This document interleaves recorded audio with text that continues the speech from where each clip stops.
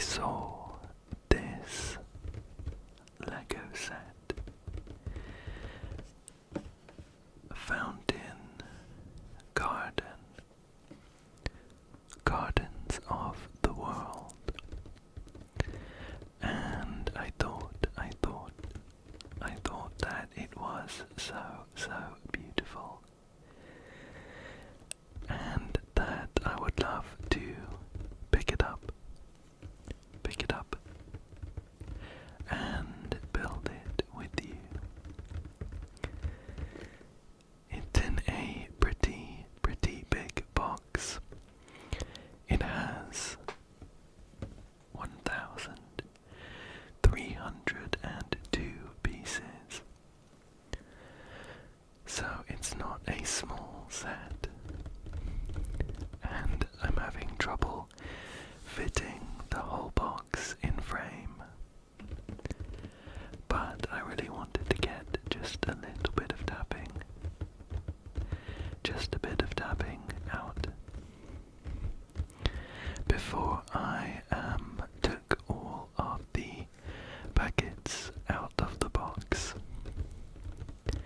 So I'm gonna go ahead and do that. I'm gonna go ahead and get everything out, and then we can get building. So I'll see you in 1 second.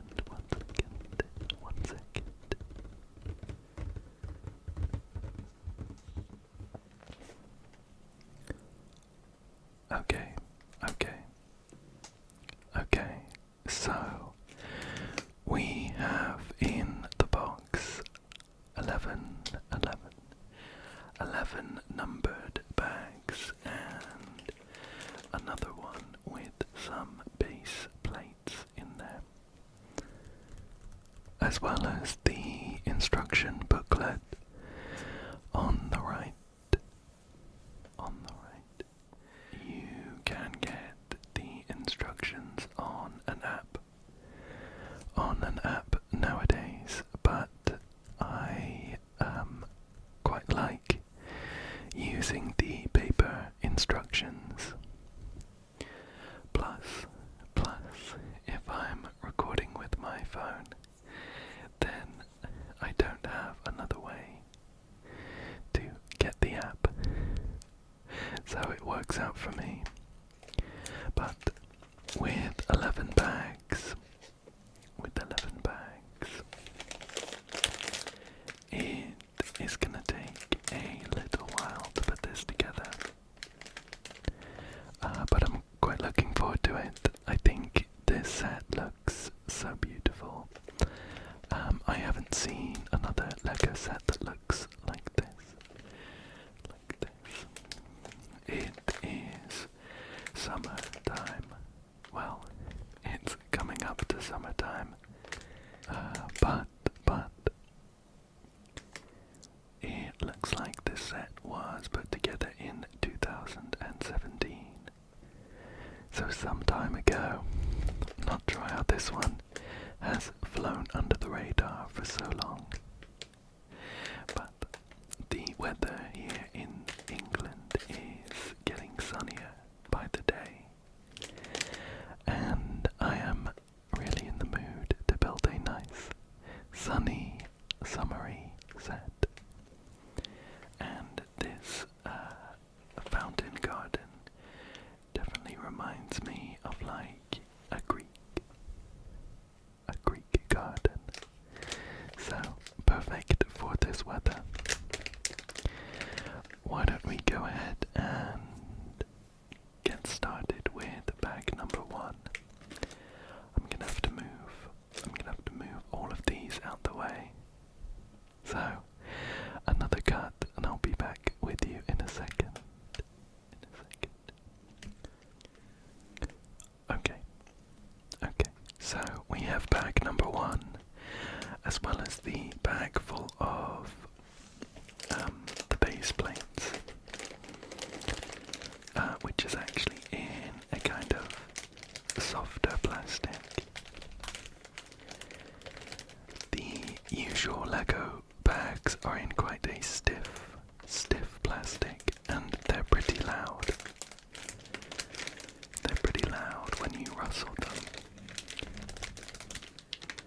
This one's a bit softer though, so the crinkles aren't quite as loud. But I figure we'll probably need this one to start.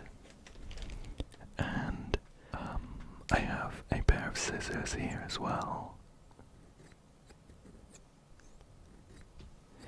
They're a little bit quiet.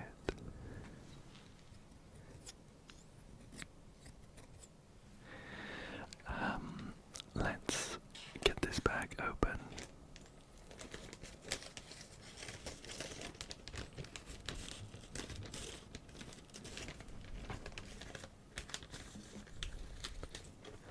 There we go.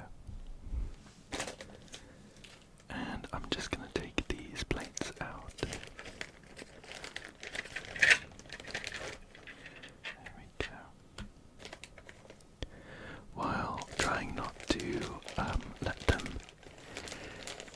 clatter together too much.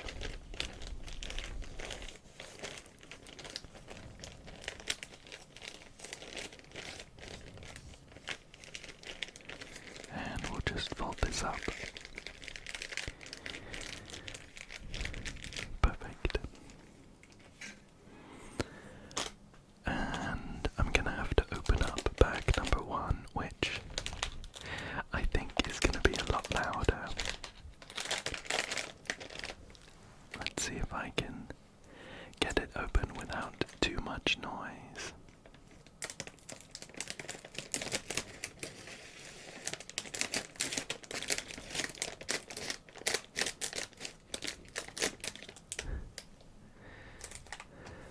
Let's shift these over and pour these out.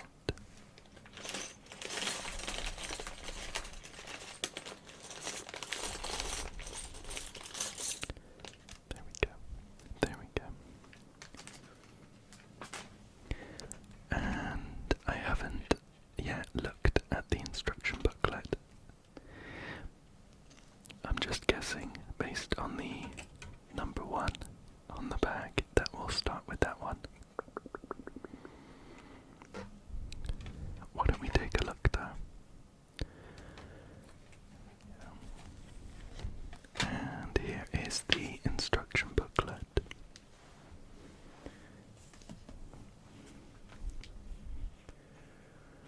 With one side of the fountain garden on it. And nothing on the other side.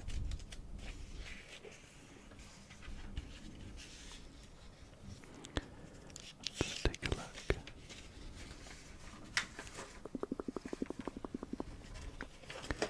We have some text here.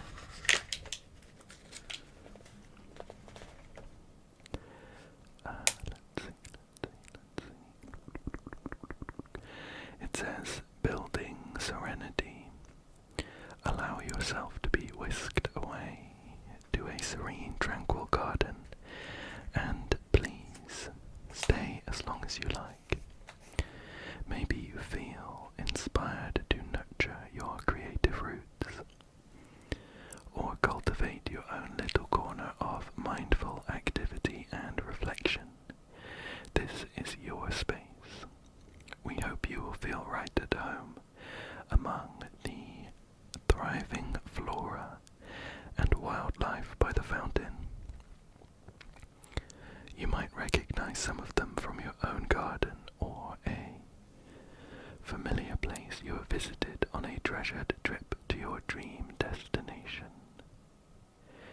Every element is as authentic to the area, culture, and architecture as possible.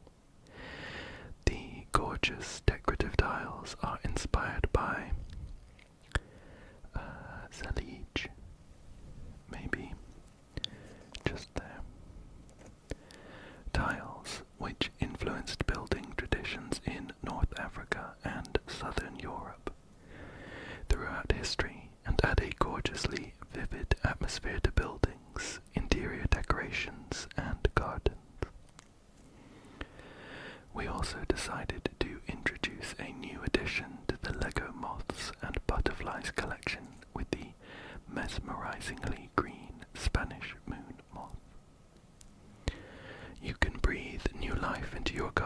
as you move plants to different locations to suit your mood, or let them take turns soaking up the sun or cooling down in the shade.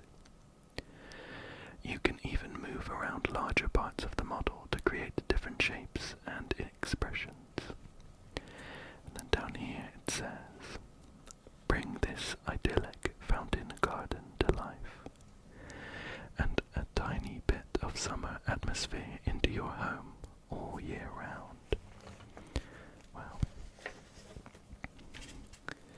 so it seems like it isn't a direct replica of a real-life garden, but it has taken inspiration. It has taken some inspiration from various places. I'm very happy to see some decorative painted tiles, which I love.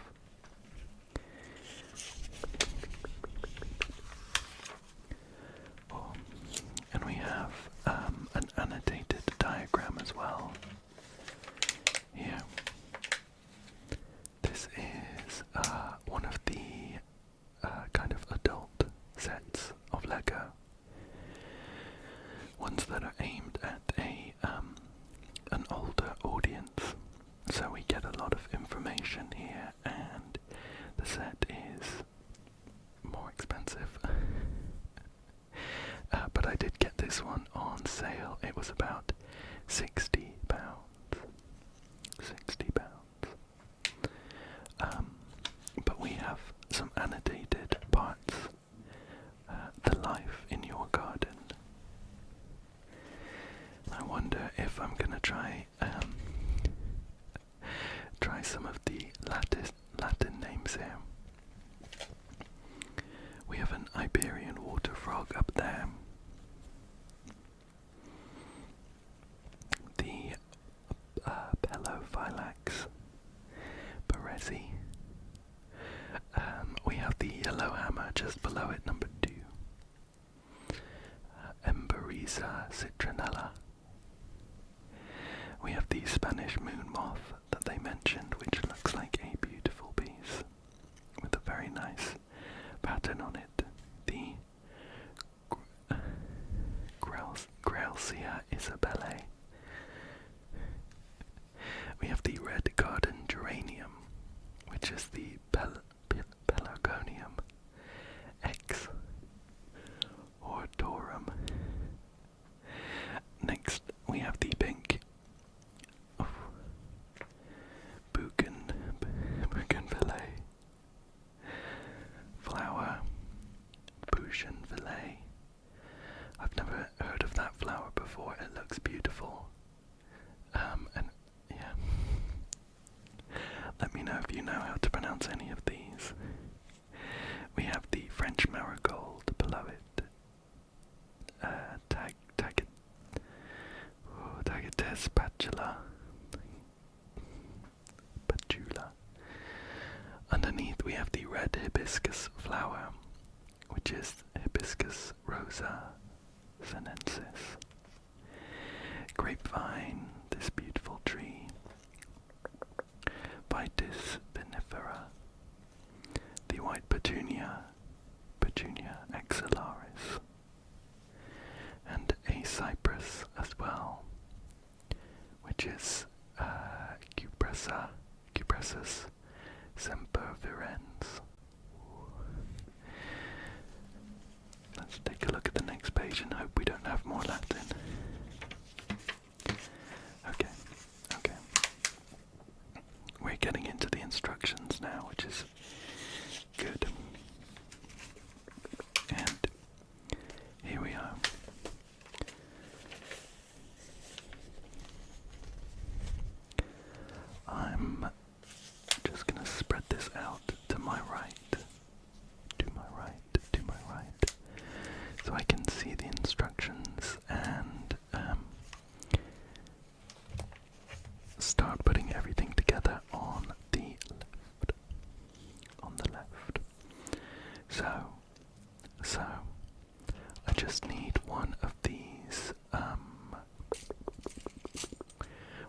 these larger black plates. So I'm going to move the rest of them and grab this one which I left to one side.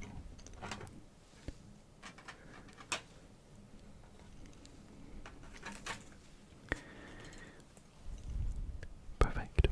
And we need this piece here. Just going to put that right on the end.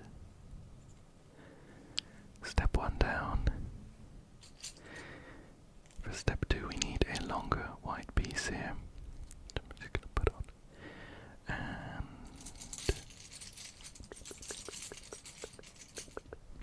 here we go. This flat topped piece to go next to it. And return of those base plates. We're gonna put them either side, just like this. So there's one, and we need the other big one as well. There we go. Let's see if I have enough space to put this down. Perfect, perfect.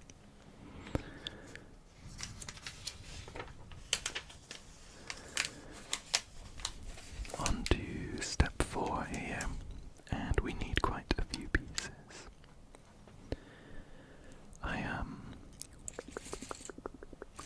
When I'm doing Lego, I like to collect all of the pieces I need for the step before I start putting it all together. Because that way it's easier to tell if you have forgotten a part of the step, which I've done plenty of times before.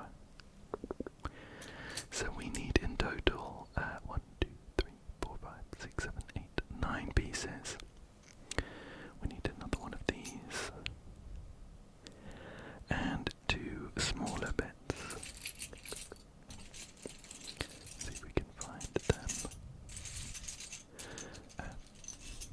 And we have this special Lego tool for removing various parts. It is super helpful, especially for some of the smaller bits, like if for example I accidentally put these two together. It can be kind of difficult to take them apart, especially if you have short nails. I did see a video of a guy taking apart some small pieces with oiled up fingers as well, which is insane, but they do now include these special tools that you can use to help you take apart parts that you've accidentally put together. So without too much force, I've pried those two apart. Very useful, very useful. We might not need it though if we don't put any parts in the wrong place. I'm just gonna turn this around. Oops. And we have 1, 2, 3, 4, 5, 6, 7. We're missing a couple pieces. It's these 8 and 9. There we go. And we're just gonna be putting them on this base plate construction to secure it all together. Put that piece there. These 2 grey bits go on either side on the left and on the right. There we go. I have a soft kind of blanket underneath, which makes it a lot more pleasant to listen to the pieces kind of rustle around so that they're not scratching on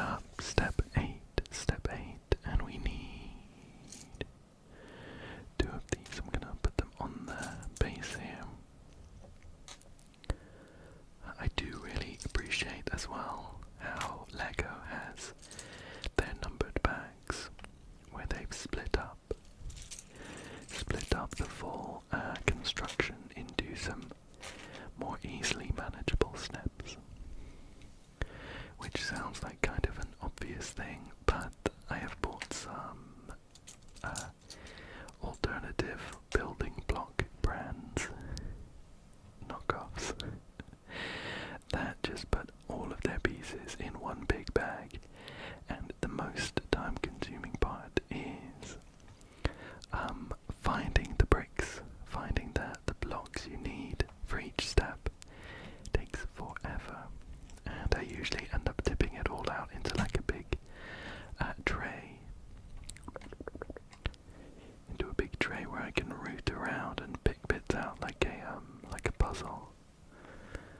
So that's gonna go there. This rectangle's fallen off. Oops, I'm losing the carefully located pieces. Get that in there, perfect. Perfect. These two just here. And there as well. I'm gonna put this long piece just here. We'll give everything a good squeeze once it's in place.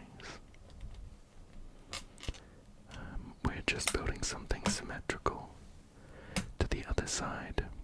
There we go.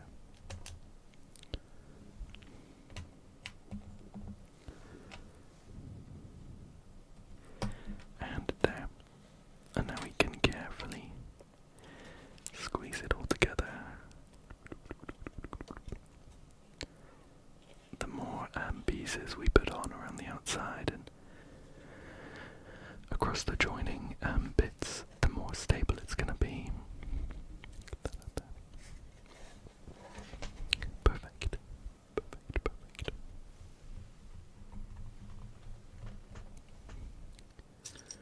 Couple more pieces here. These are just going to go across like this, like this, like this. 1, 2, 3, and 4. Perfect.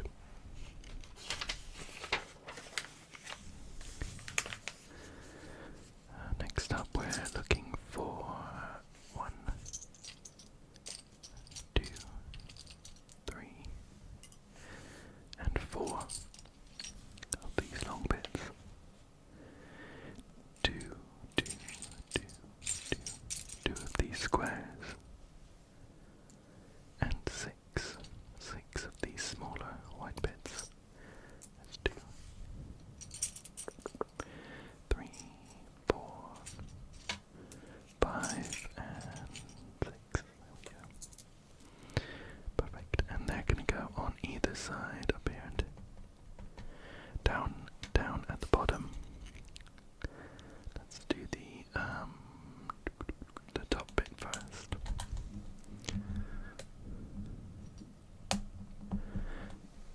There we go. Put that down there. Oops. Whoops. Put that bit in the wrong place. But I have my handy remover tool, so I can just leverage it off. It's that easy, that easy. I'm gonna put it in more or less the same place, but just one square down, and a bit across the top here. And the same on the other side.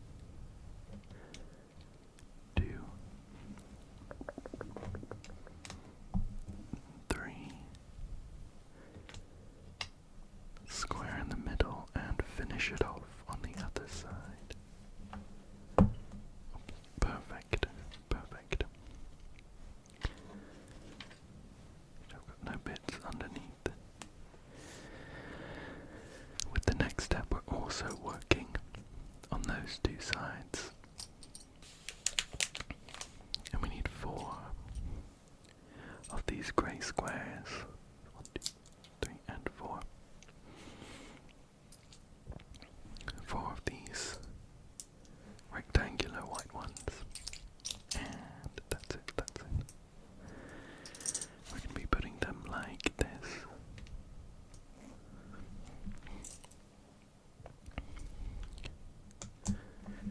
One of those on either side and a white one in the middle here.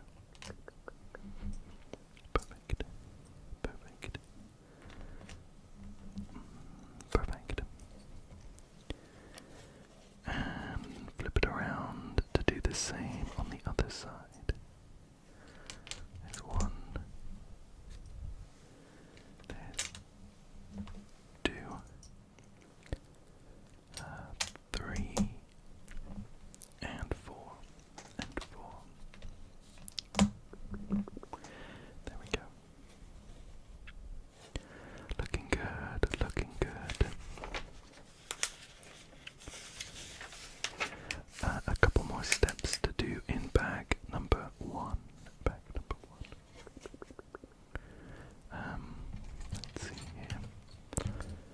I'm going to be putting a row of blocks along each of these long edges. So I need 16 of them. These ones. They're like tall black ones with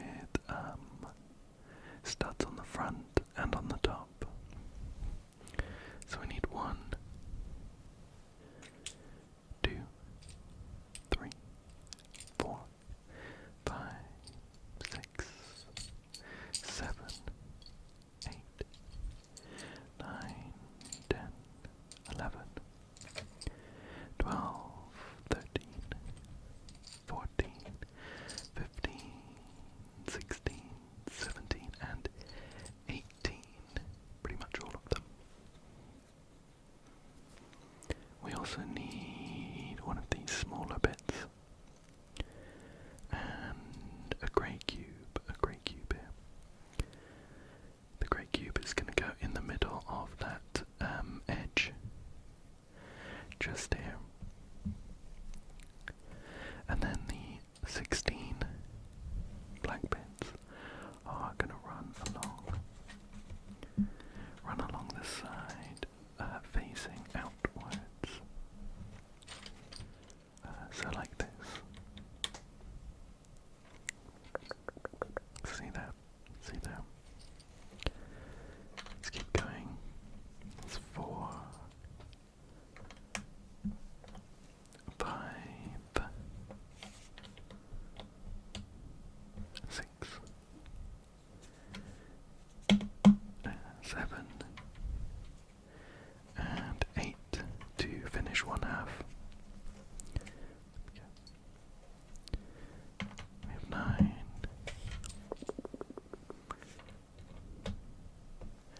Then 11, 12, 13, 14, 15, and 16. And I realize now that I counted 18. That's too many, but we just needed 16 to get this line along the edge. We do need the remaining 2 and 2 extra pieces for the next step though, along with 2 of these longer flat bits. 2 tall and thin ones. And that's it. That's it. We're going to go on either side, up here and down at the bottom,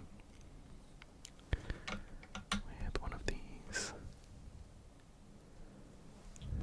A flat bit. Another one of those. With a tall, one of the tall ones. Just in the gap there.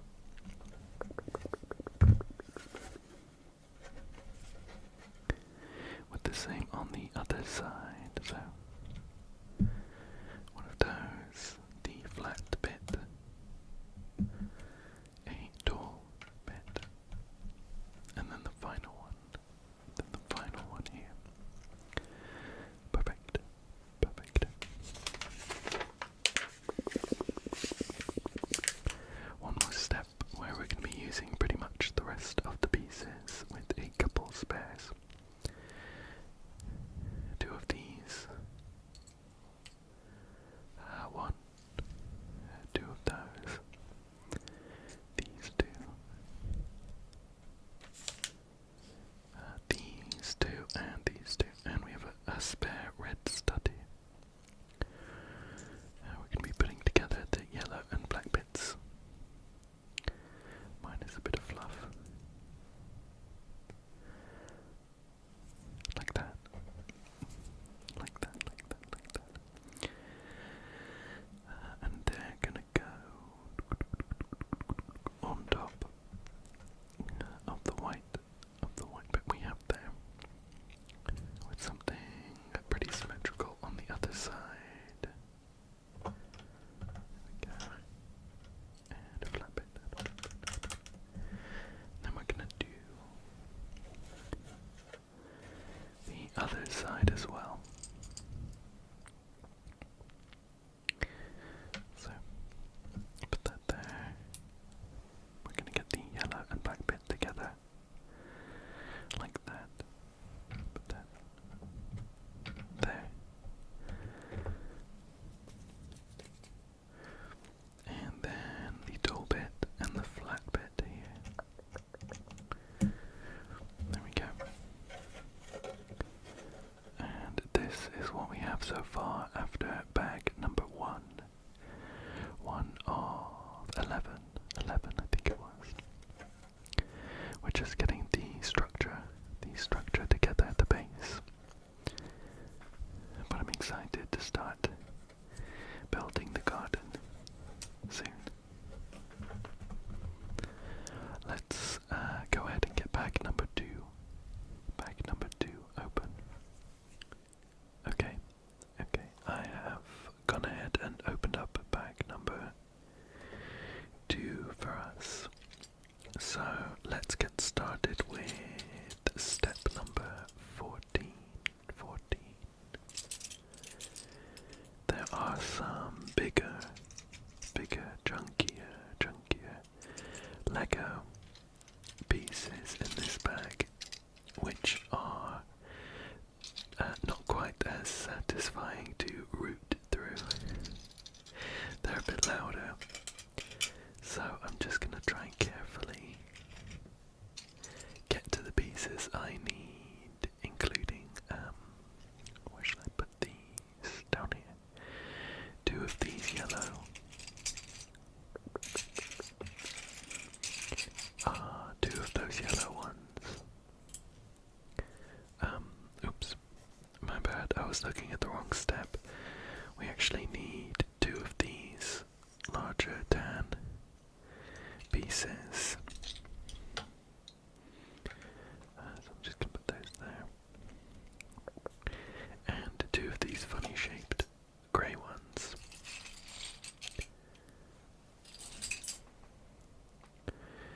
There we go. And they are going just here.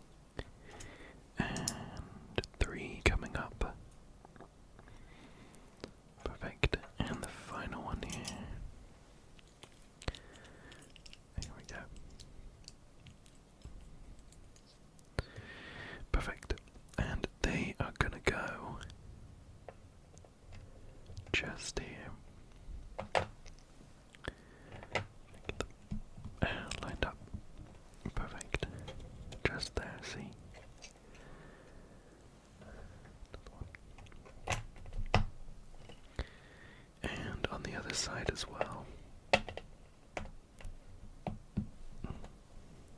There's one. And two. Might need to give them a bit of a push down. Just to make sure they're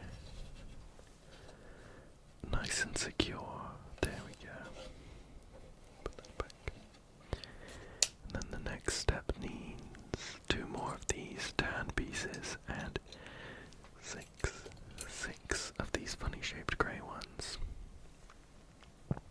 They're kind of corners, but with the corner of them cut off.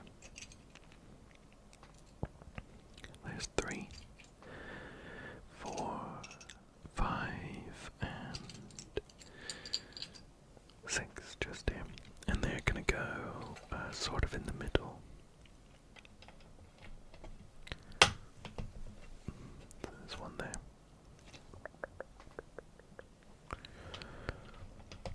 4 of them just going around here.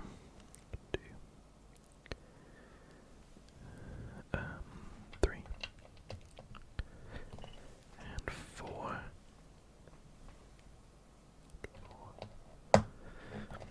Perfect. These long pieces are gonna go just here. There we go. Another one there. And then the final 2 are gonna go symmetrical to the ones we did before. Almost out of frame. Just down there at the bottom.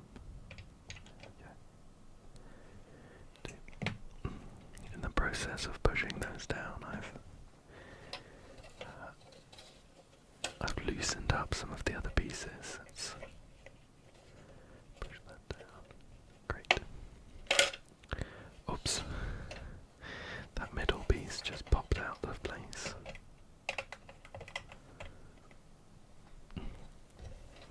There we go.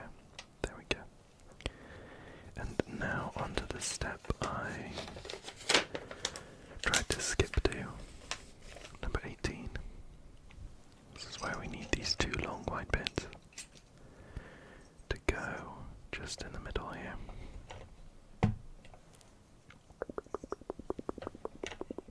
There we go. There we go. And the 2 smaller grey bits to just go in the middle here. There's one there and one here. Cool. Cool. Next up we need this yellow piece with studs on the top and the front. These 2 red bits as well. And they're just going to sit on top of each other. There we go.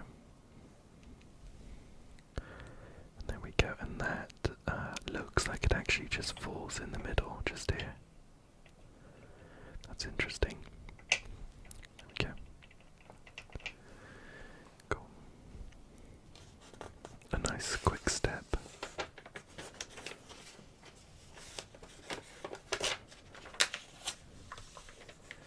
Next up, we are continuing this kind of barrier we've put around the outside with 18 more of these black pieces. There's 2, 3,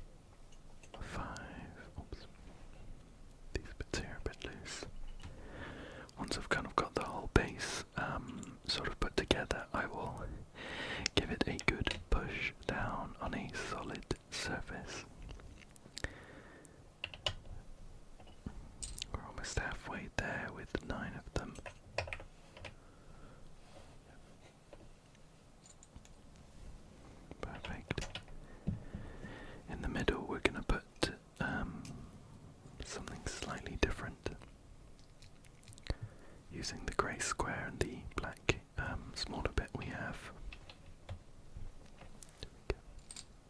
There we go. There we go. We'll start with the other side here. So we've just finished the left, the left, the left. We're moving on to the right, to the right, to the right, to the right.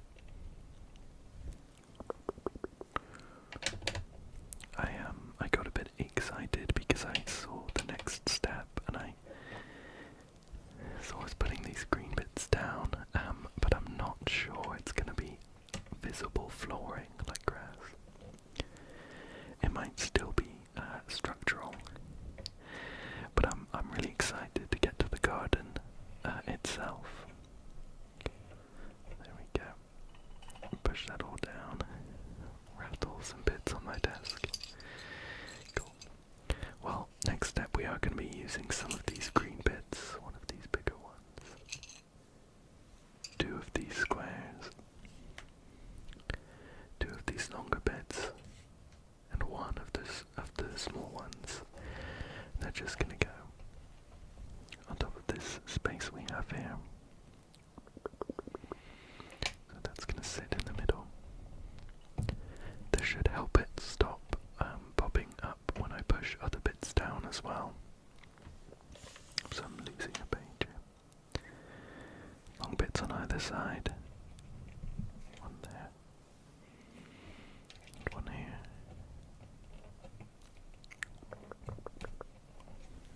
Perfect. Oh. Whoops. I've put them too far towards the edge. Just pop them down by one bit. There we go. And we'll do the rest as well. Hey, that one might be tricky. There we go. I'm just going to go down by one. Push that back in place. Then this last one here. Down by one. Great. Great. And now we can fit these squares up here. There's one there. That one's too big. Smaller one, that one just there. And the final bit, just covering up that final grey section. Cool. Next up we're on to step number 22. More green bits, and I'm wondering whether this will actually be the grass now. There's a lot of it. We need two of these. Four of these rectangular shaped ones. Four of those. And two big squares. Just popping those on the side here. Four of these corners. 1, 2, 3, and 4, as well as four of these smaller two bits just there. 2, 3, 4, and we'll shift that out the way. Cool, and we're going to be going across that section there. Great, so we'll start with these bits in the middle. Giving it a good push down to make sure it's all firmly in place. There we go. Another bit on the other side there. There we go, good old push. Perfect. Bits of fluff flying all over the place. The squares are next. Just gonna go here and here. Oh, that one doesn't want to sit down very well.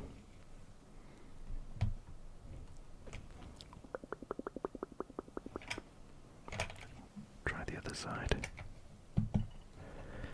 much easier on that side.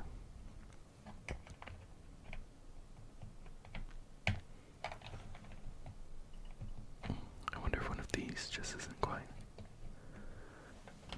in place. That was a bit of a challenge actually, but we managed to push it down. What I imagine is happening is that all of these kind of base plates are slightly wonky until I push some of these bits down to sturdy everything. So I think it's a good sign. Do these longer bits now.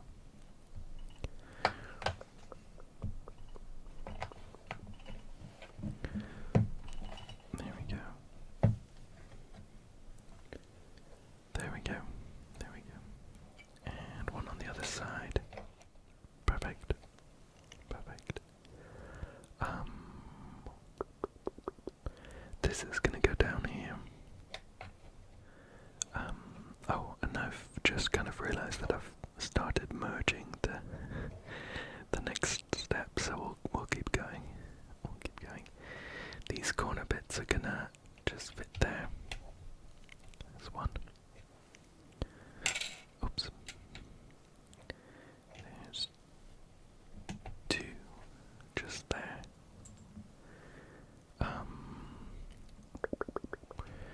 3 and 4. There we go. And these are gonna go on either side. There's 1, 2, 3, and 4 coming up. And 4. There we go. Cool. Looking good, looking good. And then we're going to use the rest of the pieces in the same way as over here, just down here, So push one down there, one down here. Then, oops, that one is too far to the left.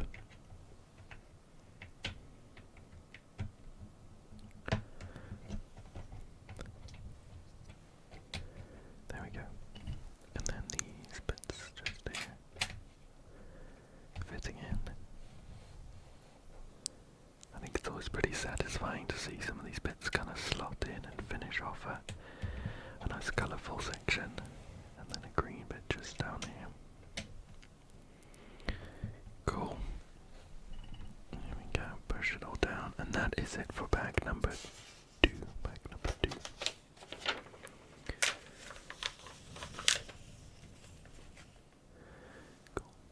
Cool. Okay, so I have bag number 3 here. And it is only a small one. It's got some of those decorative tiles that I'm so excited about. Whoops. I think they look so cool, so let me go ahead and there we go. And I think these kind of smaller, smoother, flatter pieces sound quite nice when you root through them. So let's get going with step 24 to begin with. So we're going to be looking for one of these kind of funny shaped tan ones. Just one of those. There are 2 pieces here that look pretty similar. I think we might be looking for the mirror version of that. So this one here with the corner pointing in a different way. We'll try that. We want 2 green corners. We're working with some quite small pieces here. There's one.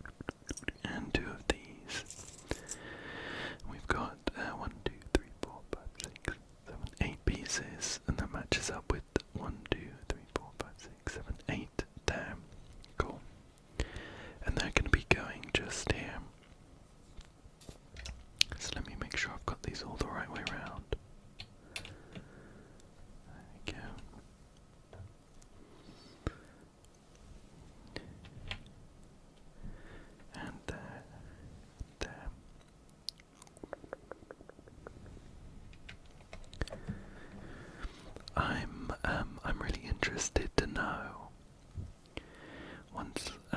once we've built this whole set, how easy it will be to move things around. What I'm kind of hoping for is like an almost modular design where we have like squares that we could maybe lift up and put down, but I don't know if that's hoping for too much.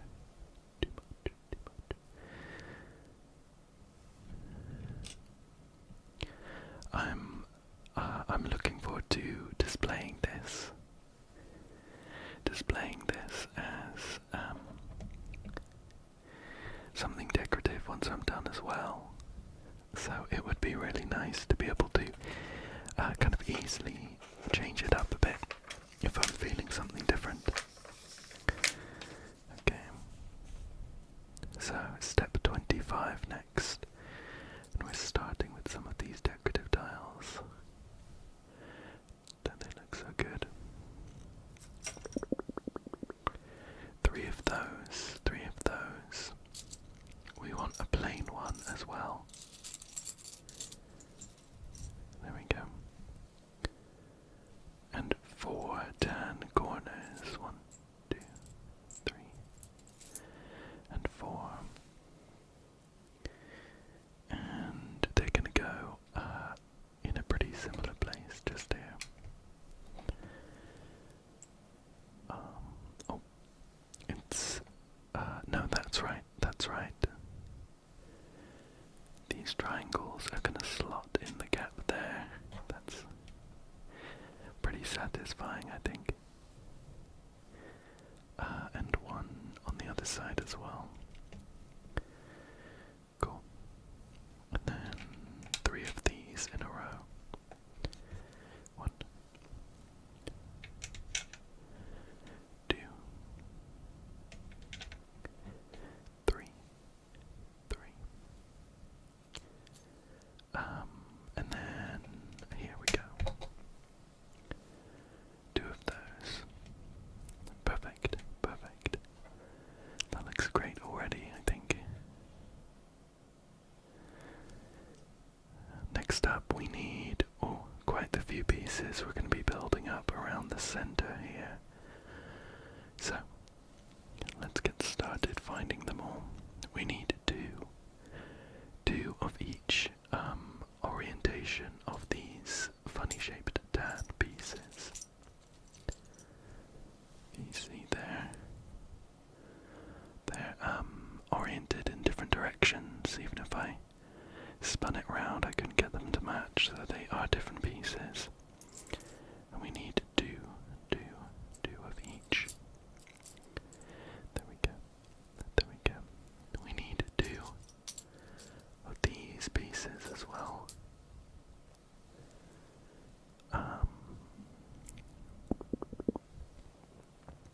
4 tan corners. There's 3 and 4. And we need 8 painted tiles and 8 plain ones. 1, 2, 3, 4, 5, 6, 7, and 8. Plain white ones. So 1, 2, 3, 4, 5, 6, 7, and 8.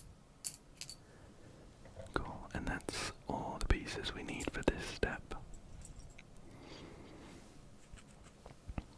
So we're going to start building around the center here. I think I'm going to start by putting these down.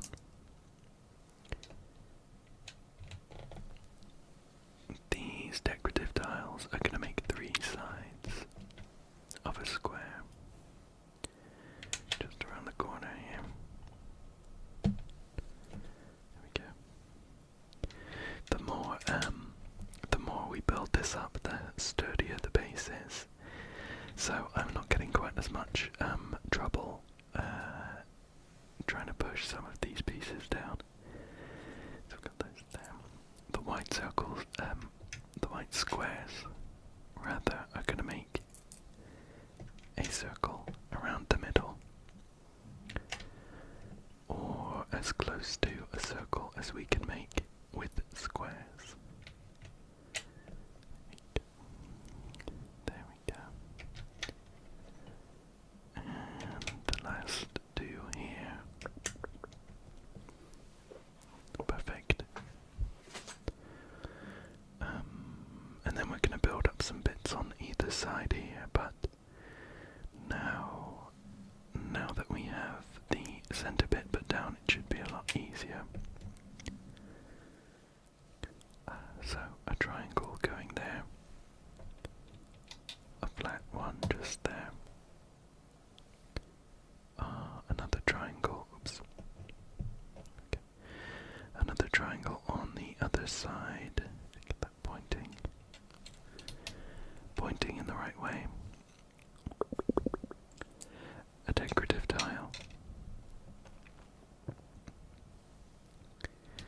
then these funny shaped pieces to cap it off. Great. That looks good already. We're going to do something similar on the other side as well. So, putting down the triangle, the flat bit, another triangle, the decorative tile, there we go, and then these two funny shaped bits.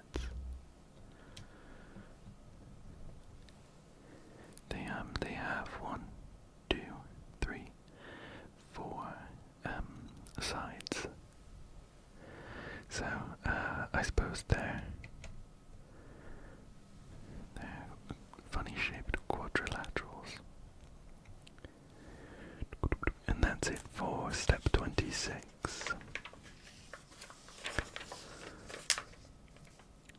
We're going to be finishing off this side for step 27.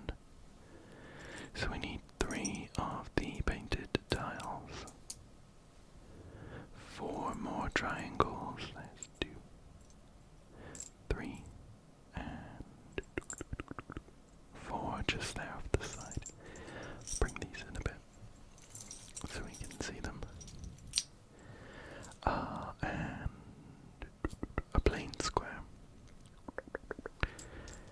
It's going to be symmetrical. It's going to be a mirror of this side.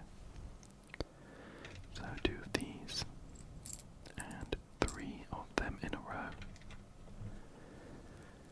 The triangles there.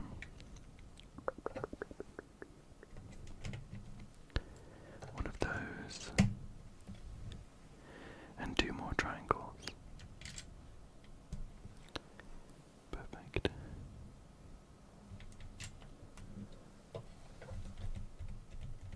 There we go. 28. Oops. 28 again is also a mirror of this side.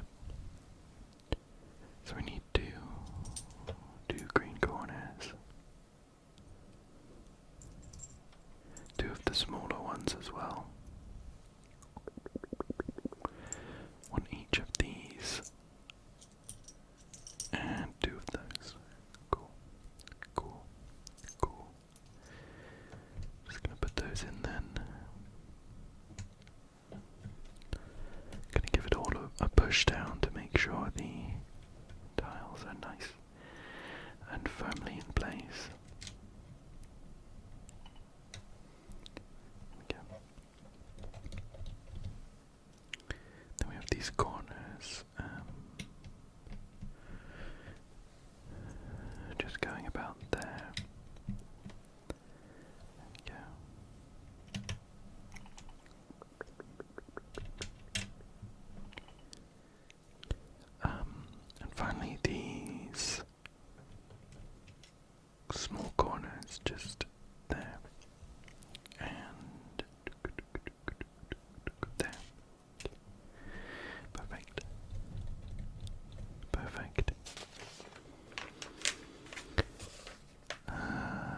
next up we're putting some corners.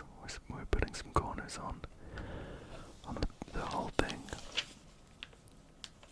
Okay.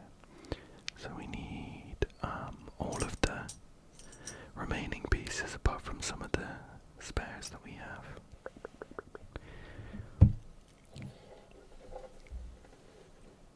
And it's gonna go something like this.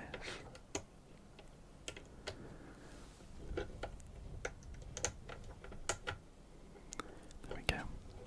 One of those there. I'm not sure how best to do this so we get a good view. I might just put everything on without holding it up.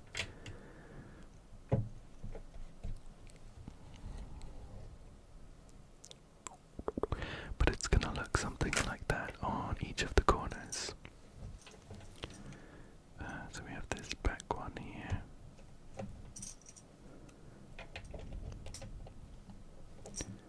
And the top, and the top, and the top. And the same on the other side as well. Yeah.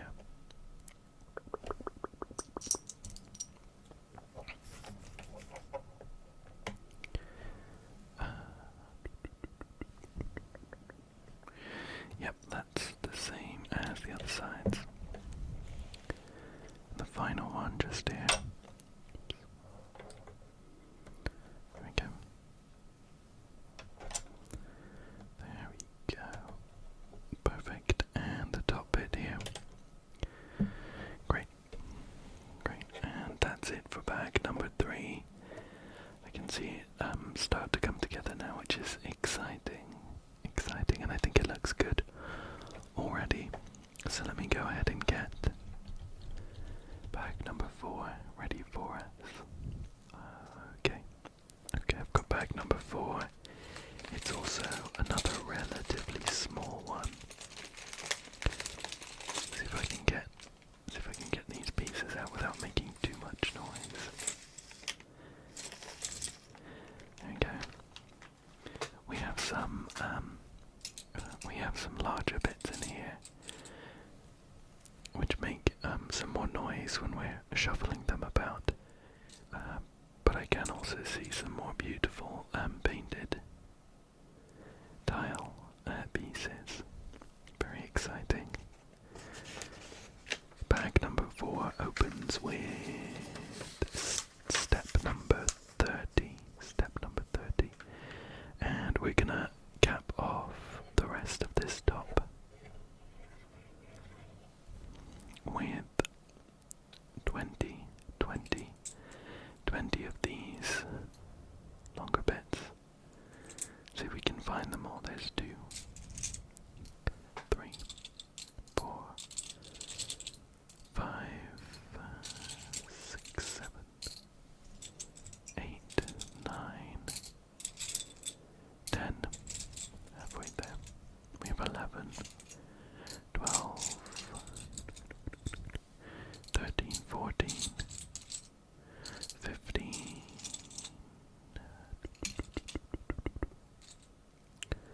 2 bits together, 16,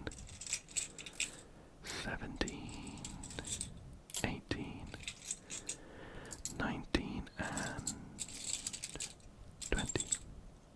Cool. We have all of the pieces, which is good.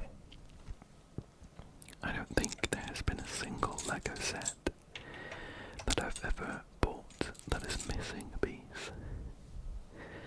I have dropped them as I'm opening up bags and things like that.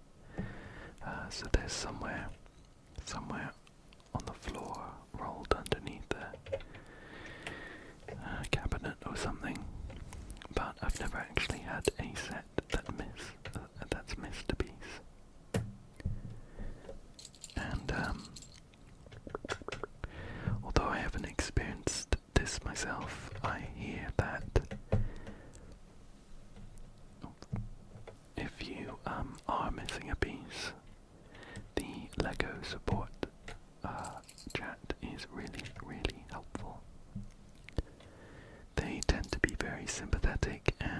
send you the replacement piece that you need. I'm just gonna get the bits that we can see in the frame, and then I'll flip it around to get the rest.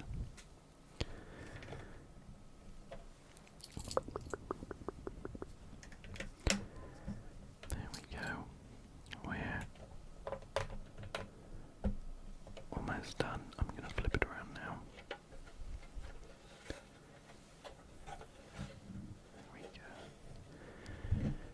There we go, and we'll do the rest here. Let's do that. 1, 2. And then a couple more, 4 or 5.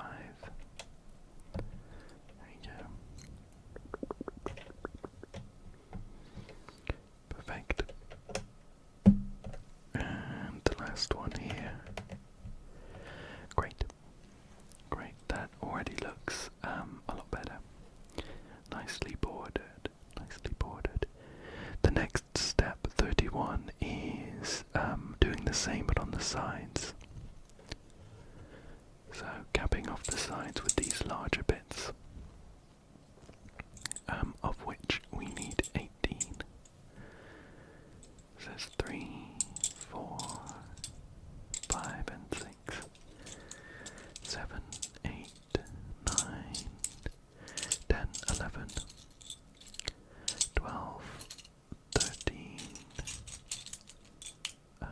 14, 15, 16, not that, 17 and 18.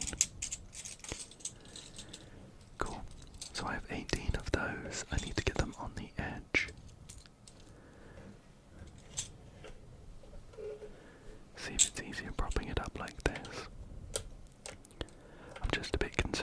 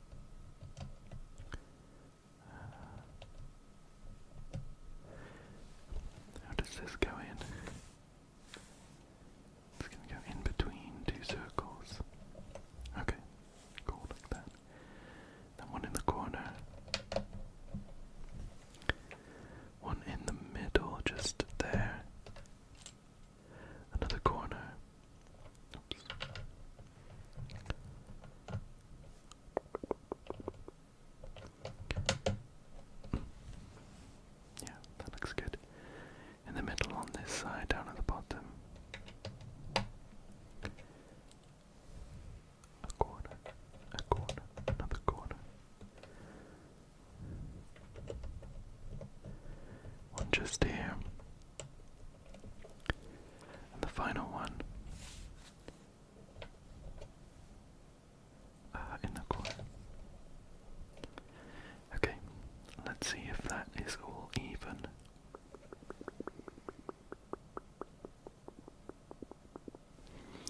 That looks pretty good to me. Yeah, I think we're good there. So now it's got a nice sturdy base, and on to step 32, or 33, that was step 32. We've got two of these, they're kind of olive coloured, it's a very, very nice colour, flat bits. This black square here. Eight of these plain corner bits. There's 1, 2, 3, 4, 5, 6, 7, and let's find that last one. 8. Perfect. And also 8 of these plain flat bits. There's 1, 2, 3, 4, 5, 6. Some of them are decorated. 7 and 8. Perfect. We're going to be building up around these two edges mostly, but we're going to start by putting the black square in the middle here. Cool. Cool. I imagine you won't be able to see this. And I think maybe I mentioned it before in one of my Lego videos, but a big bit of fluff there. I really appreciate how Lego puts some different coloured bricks in places that you won't be able to see in the finished build. I think for kind of like brick collectors or people who reuse these sets for their own builds, it must be very useful to have different coloured bricks like that. But we're just going to be building up this section here. There we go. Oops. That in place. One over here as well, and we're going to cap it off just down here to get like a nice walkway. I wonder what's going to go in these holes though. And we'll do the same on the other side. One there. One there. Put these other two in. Just down there. And these flat bits to finish it off. Plus the olive coloured bluey green piece. Perfect. That looks good. That looks good.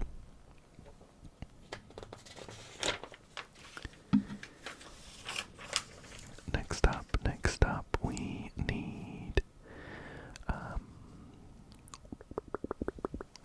8 of these long bits. 1, 2, 3, 4, 5, 6, 7, and 8, as well as 4 of these blue semi-transparent pieces. I guess they are gonna be like pools, like water. So these won't be walkways. That's okay though. We're gonna be putting some like lips around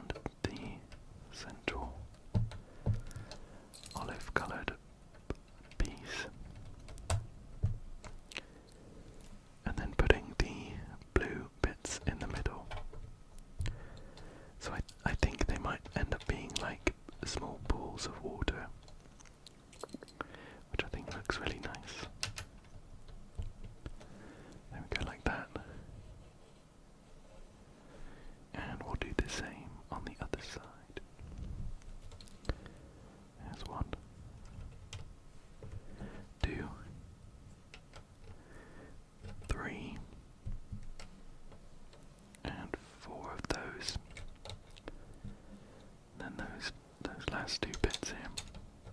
The blue bits. There we go. Great. Great. And we're gonna finish off this bag with putting these decorative bits down just around these balls that we've made. So, get the corners. Oops. There we go.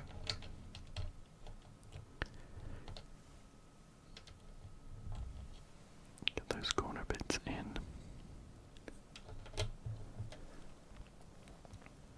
The colours in this set are beautiful as well. We've got some really kind of difficult to see yellow bits there, some orange, green and blue, and of course we've got the teals as well. I love the colours here. Do the other side.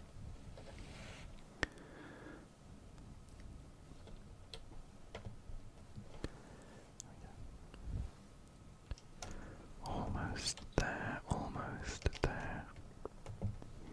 Oops. And one more piece after this. Hiding back there. Great. That looks great. That looks great. We do have a bit of text on this step. It's a bit small, but I'll read it to you. Up here it says, the decorated pieces created for this set were inspired by the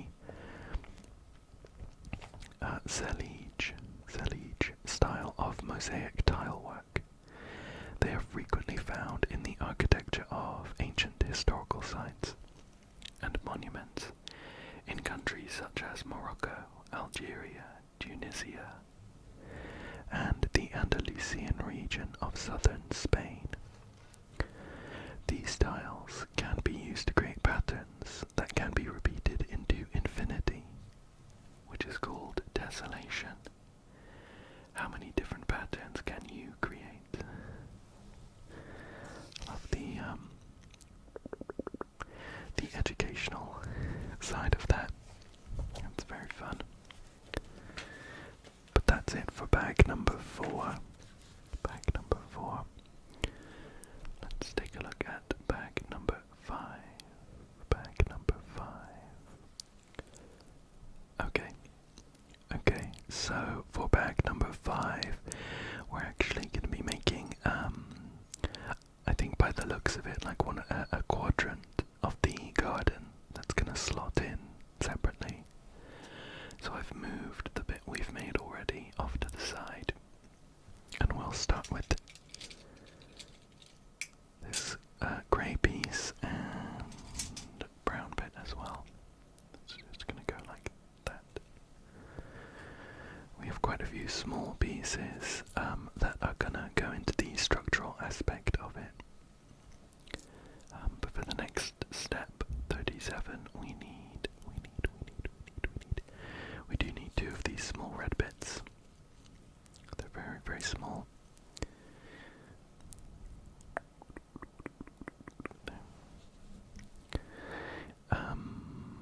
We need this white bit with 2 holes in the front, and this one as well. And they're just gonna go alongside this brown bit, hanging off the edge by a bit. With both of these red bits poking in. Let's get a bit closer to the camera so you can see what's going on. There we go. We're gonna continue the base with this grey bit and do something symmetrical on the other side. So one of these and another brown bit, like that. Cool, great. Next up, we need a chunkier block there,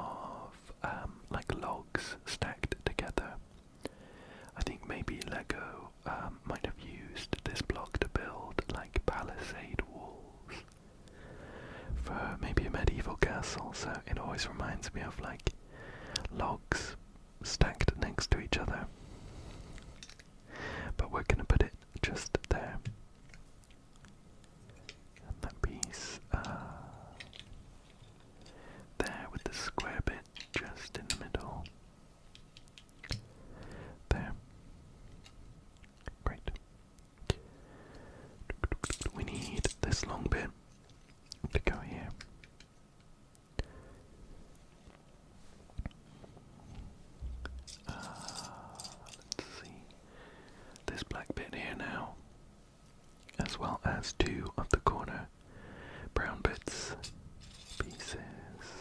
There we go. Perfect, perfect, perfect. And it's gonna sit in the middle.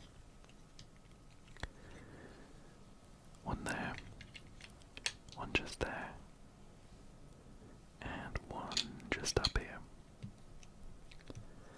Perfect, perfect, perfect, perfect. On to the next page here. We need quite a few pieces for the next steps. So I'll kind of take inventory for these ones. I usually skip it if there's like one or two pieces I need for a step, but we're going to start with this black bit here. Two of these white corners, one of these grey squares, one of these white rectangles, one small green two-piece there, a grey corner, and a long grey flat rectangle there.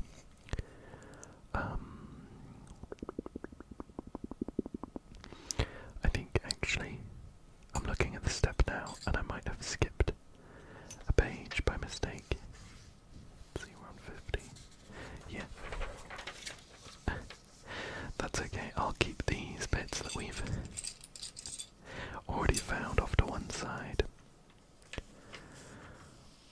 And we'll start with 43. 43. Two of these corners with studs on top. And a small grey square. There we go. It's just gonna go there. And tucking into the corner here as well. But the other way around. So there and there, and I'll give them a squeeze down. There we go. We need a grey corner to just go over here. Perfect. White rectangle.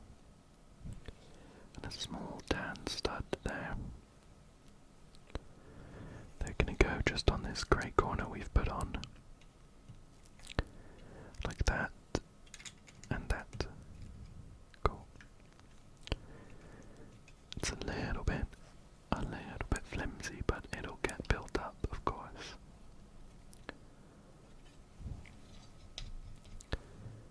We need this grey piece to go underneath that white bit.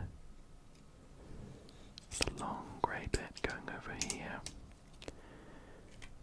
We're going over, we're getting through a few of these steps quite quickly because they've like separated down each of those two that I've just put down a step.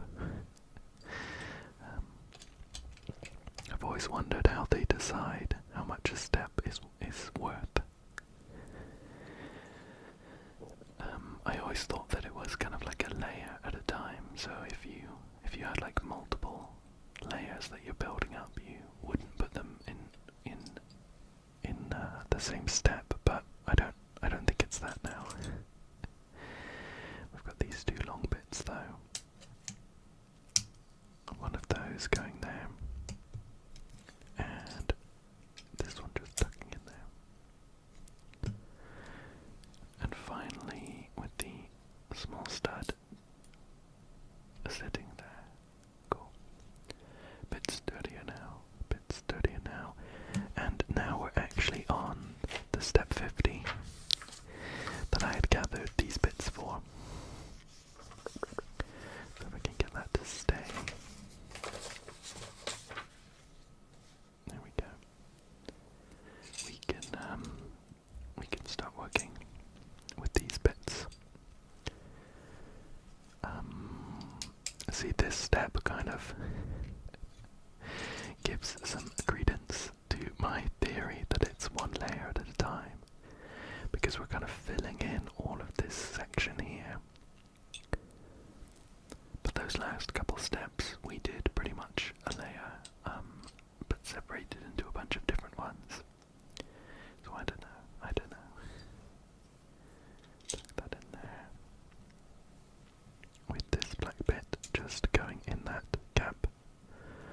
That bit goes there. We're gonna round off that corner and put a green bit just there. Cool. We need a few more small pieces for the next step. One of these small tan studs. 3 of these decorative tiles here. 7 of these corner bits. There's 2, 3, 4, 5, 6, and 7. We need 2 white corners. 1, 2. 1 tan triangle and 1 of these larger planes. And we're going to start putting together one of the pathways. So that's going to go there. Put that white bit there. Bring it up a bit closer there. Tuck 2 of these in there.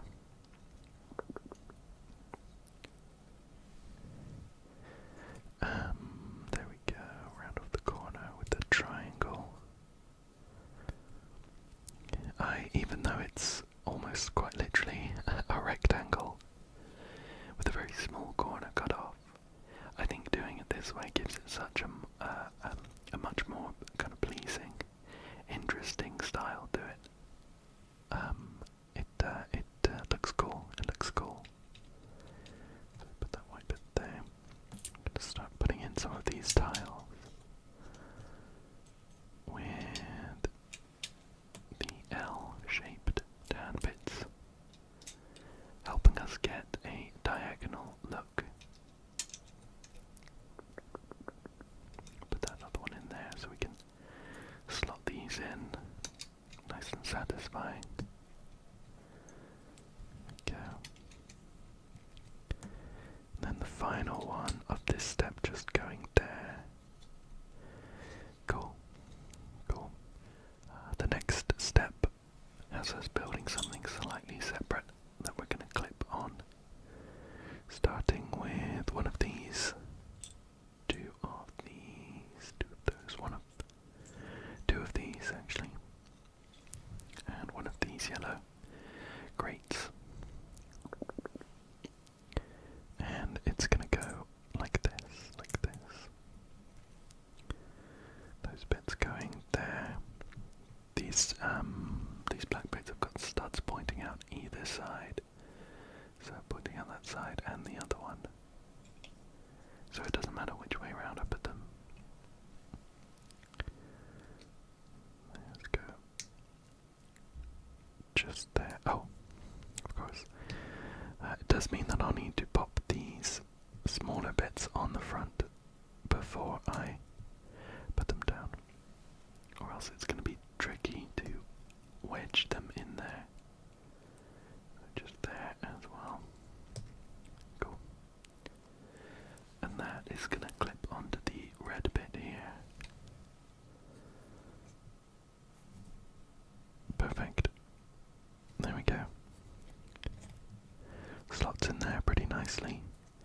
And step 53, we're going to be putting on a load of these light green pieces. So we do need this long one. 3 green squares. 2 shorter green rectangles. 2 of the smallest green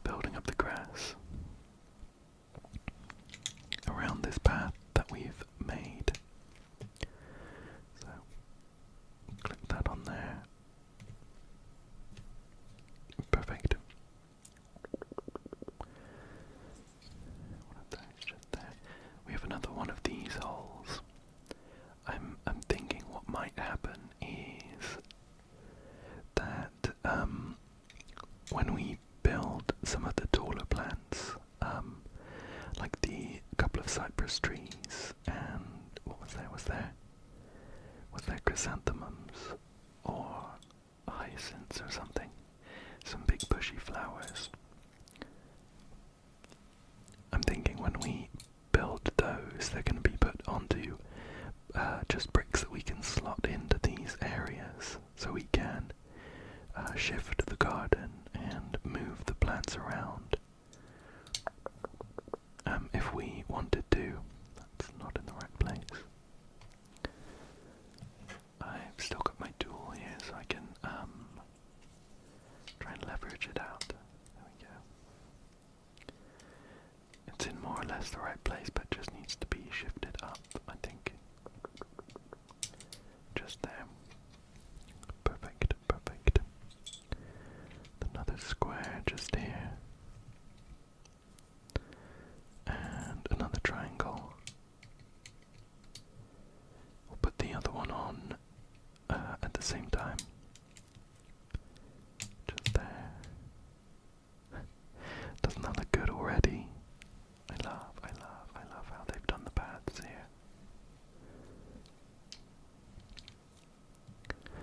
Oops, I've put a square here where it should have been a rectangle. So I'll get that off. And it should be one of these. Cool. With the other bits going on this side.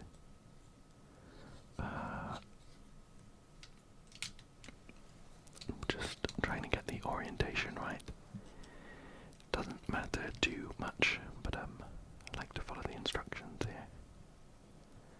We'll pop in these triangles. There we go. Doesn't that look great? Even though it's just like a floating section of the garden, I think this path looks so good. I love that. We're not quite done with this bag though. We have a couple more steps. Oh, but they're good ones. They're good ones. This is gonna look so good when we're done. So we need a grey bit there. One of these arrow-shaped wedges. Three of these smaller brown bits, but with just little pegs coming up the top. 3 of those. There's 1, 2, and 3. We need 1 flat brown bit there, and 4 of these funny shaped light green bits. They're L-shaped, but with the corners cut off. Cool. Perfect. And we're going to be building up some of the hedgerows.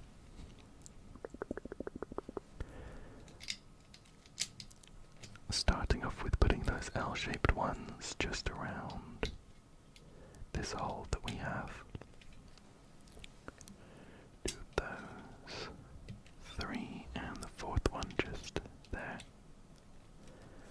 Cool. Looks great, looks great. I'm guessing these are like maybe rocks, bits of rock, pebbles, just there. And these are going to be built into some edges. So a couple of those. One of those just there, and finally the flat one goes here. Flat one goes here. Cool. Looking good already. And now we're gonna be putting together some of those edges. So we need 6 dark green corners. A bit difficult to see next to my fluffy blanket, but they're dark green corners here. There's 3, 4, 5, and 6. We need 4 dark green wedges. There's 1, 2, 3, and 4 just there.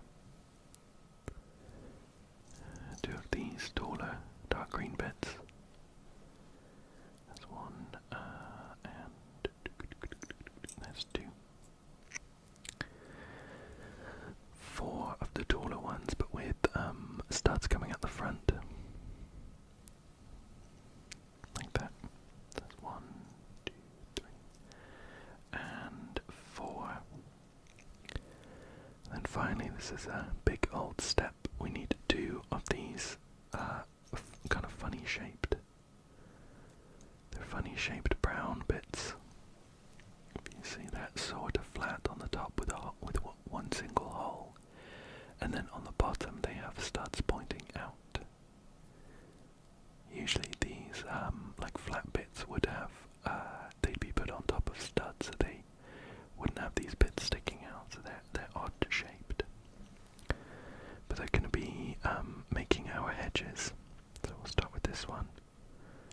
We'll put that just there with a flat bit in the middle, and another one on the other side. Then these wedges are gonna make the ends like that, with some of these flat bits going on the top. So one there, one just there, and then another one in the corner, and that is a very, very cute looking little hedge. And it's gonna sit on there. Wow. That looks so good. Look at that, look at that. Nice and straight, perfect. We're gonna make another one of those with my pieces that I've scattered all over the place. So, putting on the end bit, the middle, and another end bit. I think I picked up too many of these ones, but that's okay. 2 of these. 1 and 2. And then the top bits. A bit wonky. The top bits to finish off the hedge here. That's 1. Another one just there. Try and get them lined up, and a final one tucked away in the corner over here. Cool. And that's gonna go just here. I love how this is looking already. Great, great. And the next step is to make a longer hedge to go across here. Cool. We need one more of these. These 2 bits that I picked up already. This tall one here. We actually need 2 of these funny brown shaped bits. 2 of those. 2 green wedges, 1 and 2. We need 6 of the smaller corner bits. 6 of them. There's 2 there. 1, 2, 3, 4, 5, and 6. Like that. And also, that's it. That's all we need for this step. We're going to start off pretty similarly by putting on one of these bits to cap off the edge. There we go. Then a long one here, so we can extend the bottom. Cool. And put on another cap there. 2 edges, or ends, like that, and we've got them both pointing in the same way, just as the instructions are telling us for now. And then we're gonna top it off with these smaller bits. So like that, and there we go. So we have like a kind of zigzag almost. Zigzag. We're going to continue that just across the whole way.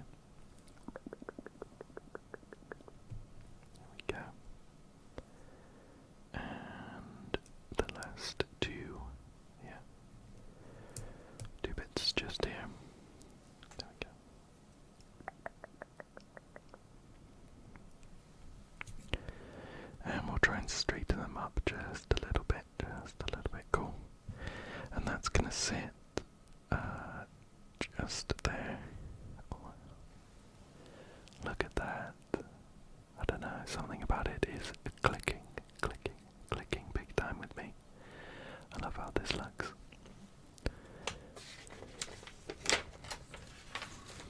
We have just one more step for this bag. Okay, and it's putting on these bits onto that black piece that we kind of clipped on earlier. And now, if I shuffle, we have a bunch of spares, which is nice. If I bring back over the larger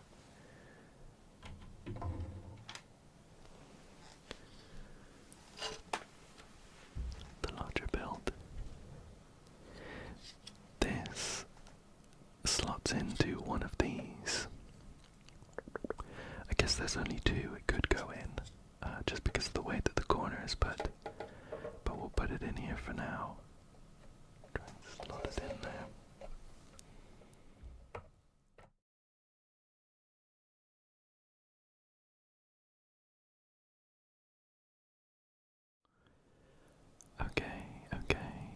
Okay, so I've opened up bag 6 for us, and we're doing something pretty similar to bag number 5. It looks like we're putting together another quadrant. So I've moved the main set over to one side again, and we're starting off pretty similar as well, building one of these bases. Next up we have these two small red pegs, kind of. This white piece and one of these.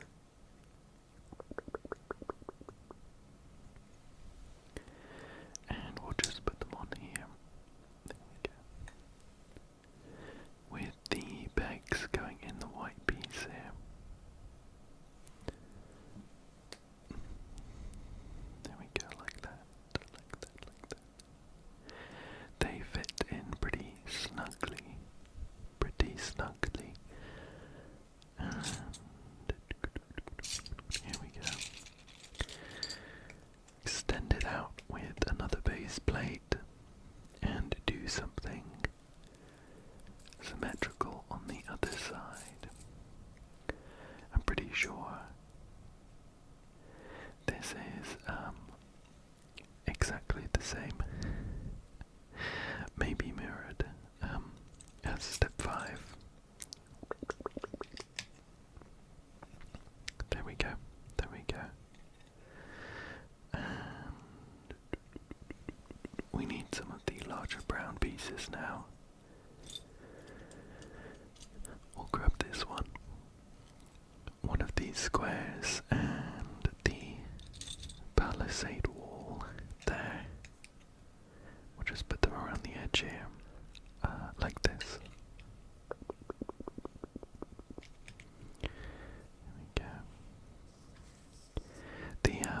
There's a small preview. It's just off, just out the frame so you can't see it. But there's like a small preview of the finished section that we're doing, and I think it's pretty much the same as what we put together from bag number 5.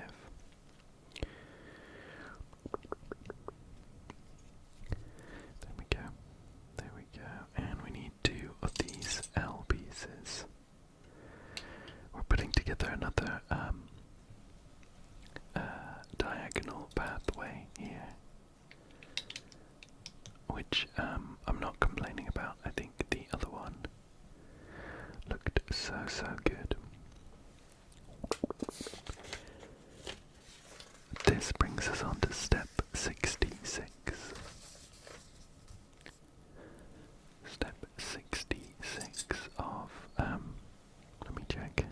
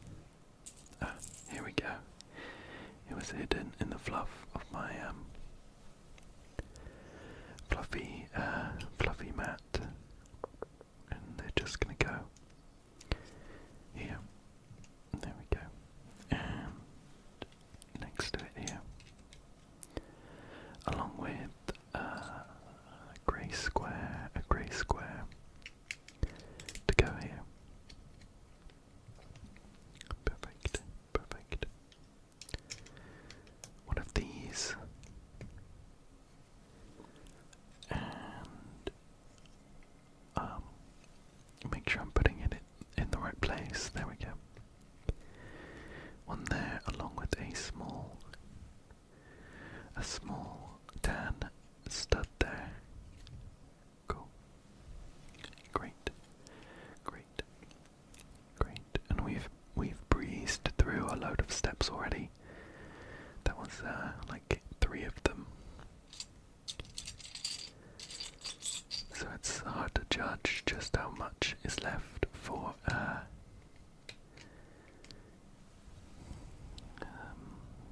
the remaining like 120 steps we've got left. Judging by the bags, we're on bag number 6 of 11, so we're kind of around about halfway, a bit over.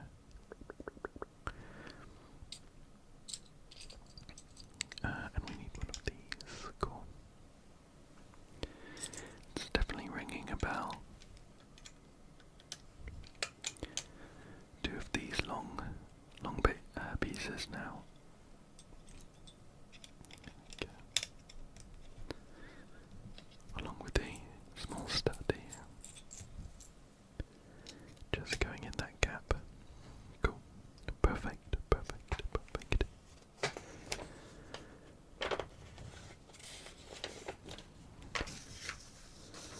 Almost flipped 2 pages there at once. That could have been a disaster. We're on to step 73 though, and we need quite a few pieces for this. One of those, one of these, a small green bit. There, 2 of these white L pieces. A corner, a long bit, and a short black one there. Cool. And we're just going to be filling up this layer with those pieces. We'll start in this corner down there and work and work and work and work our way around.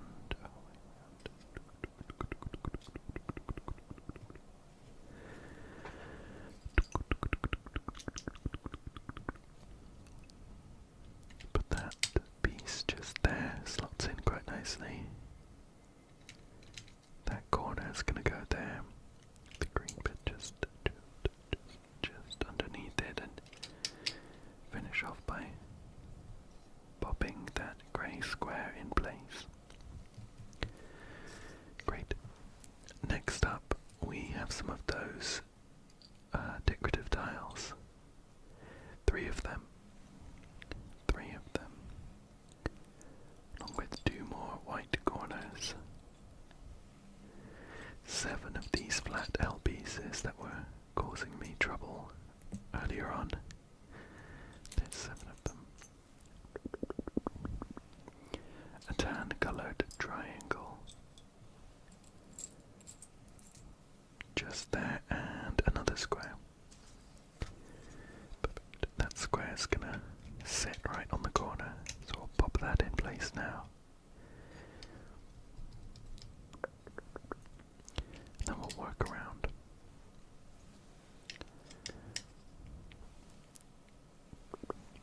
I'm just glancing over at the set I have next to me to see if we're making something the same, and I'm pretty sure it's the same. It looks similar.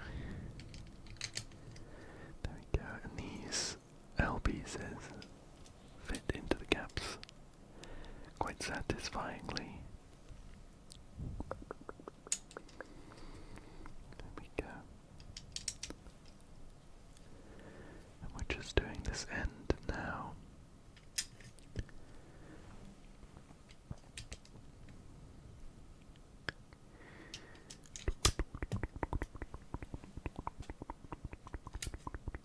And the final bit here.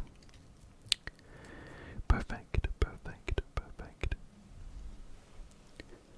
Step 74 down, and we're on to 75. 75. We've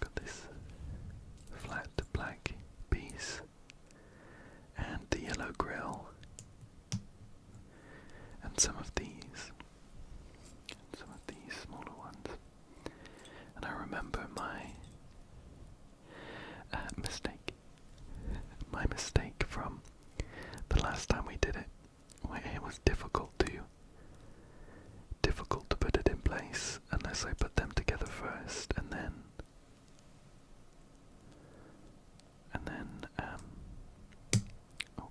push them on like that. And one more here.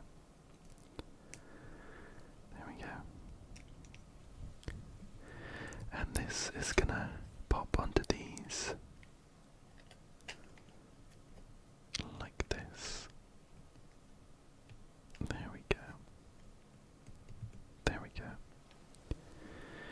Perfect. We're going to be putting the grass on now. So I need quite a lot of these green coloured pieces. 7 of these corners. 3, 4, 5, 6, and 7 there. 2 smaller bits. There's 1, and there's 2. 3 small squares. 1, 2, and 3. And then these. Put them there and just gently brush everything else out the way so we have some space to work. And we're going to be covering this with those green pieces for the grass. We have another one of those holes that we're intentionally leaving empty. How mysterious. It would be cool if we hid some treasure in there. It doesn't really fit with the whole theme though. Maybe if it was like a pirate cove. I think I don't have the set, but I think it's the Friends set has some coins, some like small flat studs that are supposed to be coins, hidden underneath the sofa, where you normally wouldn't be able to see them. You'd have to take the sofa apart. But I think that's such a nice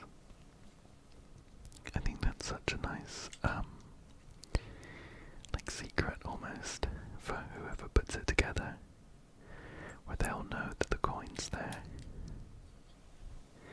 even if you can't see it. And we're just finishing off this grass bit here with one more triangle. There we go. Looking good. Next up we're on 77. And we're putting down some of those bush trunks. I suppose they are. As well as the lip around this hole. With 4 of these L pieces that have had the corners snipped off. There we go. Then these funny shaped brown pieces with the small pegs coming out the top. We're gonna go just on the grass. 2 of those on one side and 2 on the other. There we go. Great. And we're going to put together some hedges now. Using these.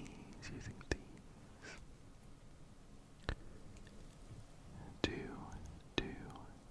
of the smaller ones. And one larger one that's going to go across the other 2 pegs that we've put down. There we go. Using these wedge-shaped pieces to cap off the edges, and one that way as well.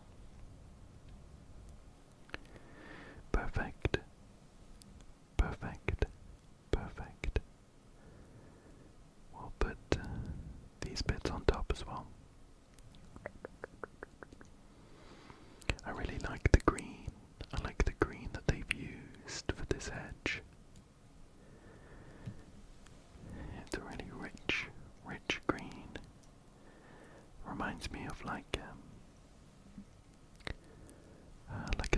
topiary, or maybe a hedge maze, that kind of rich, dense, lush hedge. Very nice. Pop that there. And we'll go about making the second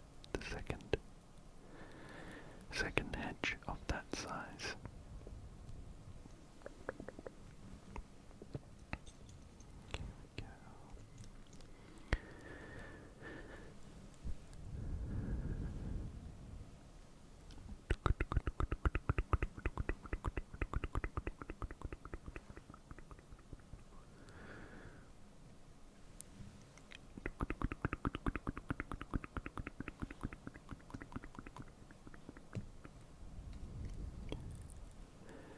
Now just need the bits on top. So we'll start with that one. And then curve it round.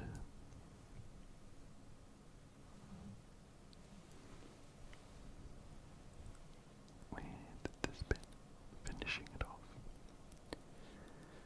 Oops.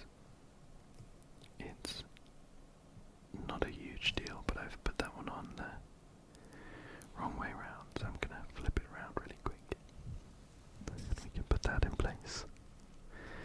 There we go. And now for the single longer hedge. Yeah. We'll be putting together two of these brown base pieces.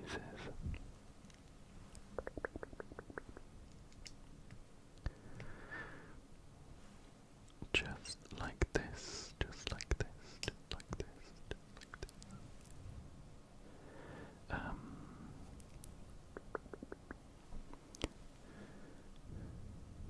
Oh, of course, I was looking for a piece I didn't need, and so it wasn't there, of course.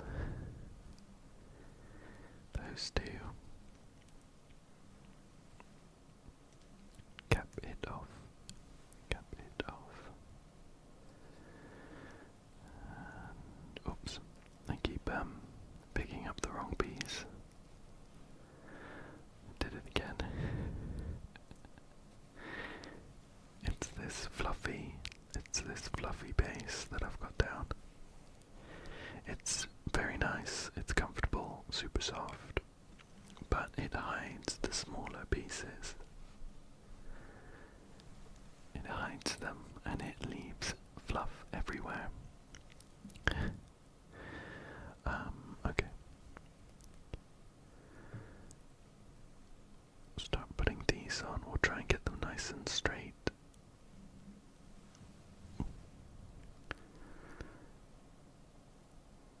I think that's about as good as we'll get with that one. Yeah, and we'll have them repeat just like that, just like that, just like that, just like that. There we go. And one more set of two.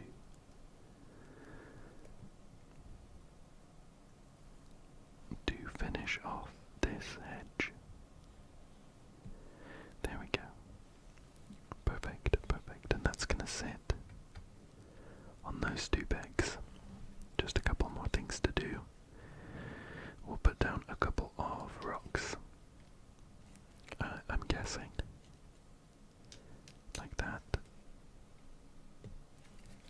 And we only have a few pieces left. And they're gonna be covering up that black construction we've put together to make another beautiful, beautiful garden walkway.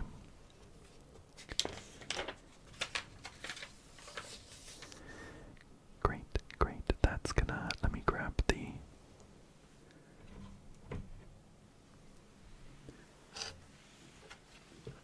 set, and that's gonna sit according to the instructions just here.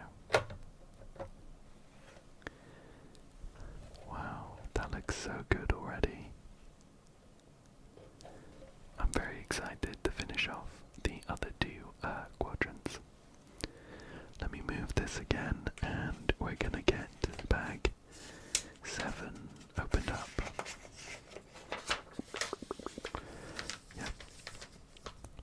Let me get that. Let me get that ready for us. Okay. Okay. Bag 7 seems like an exciting one. I see some pillars. I see some pillars here, ready to go, and also some bits of, like a tree or a big bush. So let's get going with it. Let's get straight into it, and we're going to build a similar kind of base to the ones that we've done previously.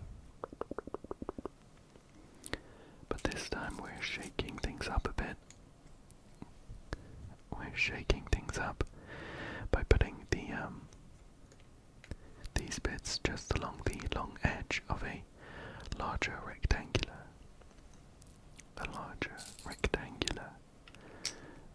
base. There we go. And we need two of these red pegs.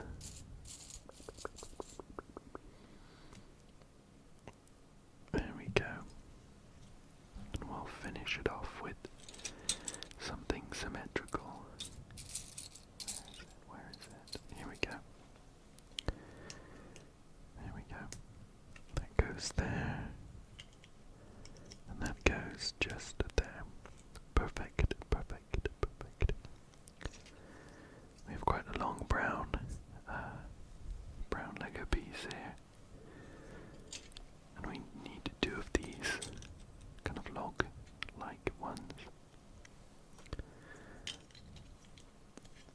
And they're just gonna go here. There we go. We are zooming through these steps. As long as I don't stop to talk about how quickly we're getting through the steps. We are on 86. This is step 86. Here we go. Oops.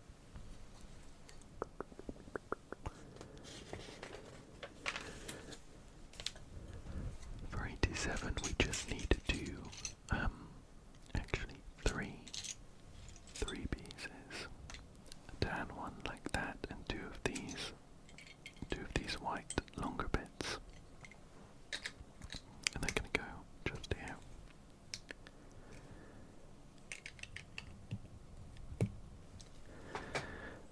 I always find it kind of interesting.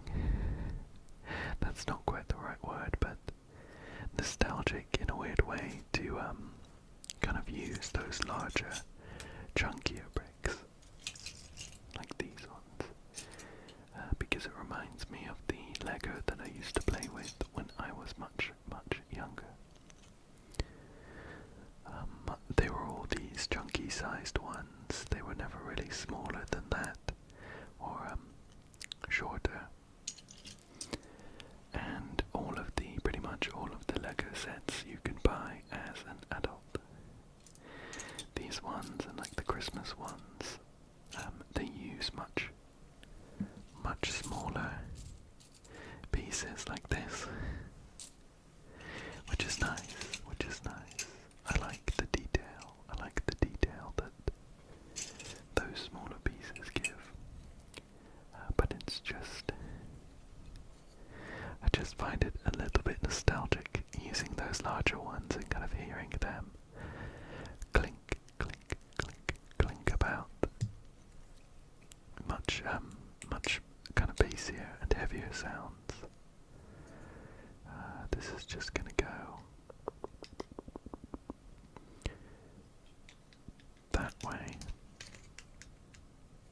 There we go. Cool. And then underneath we're gonna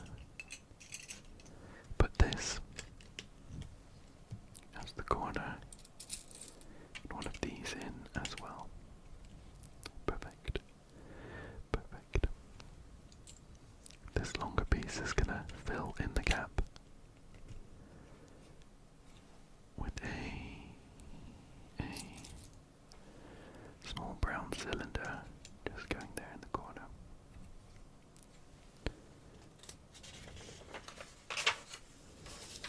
Great, great.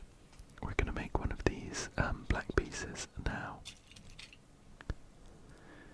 We have plenty of practice having done it twice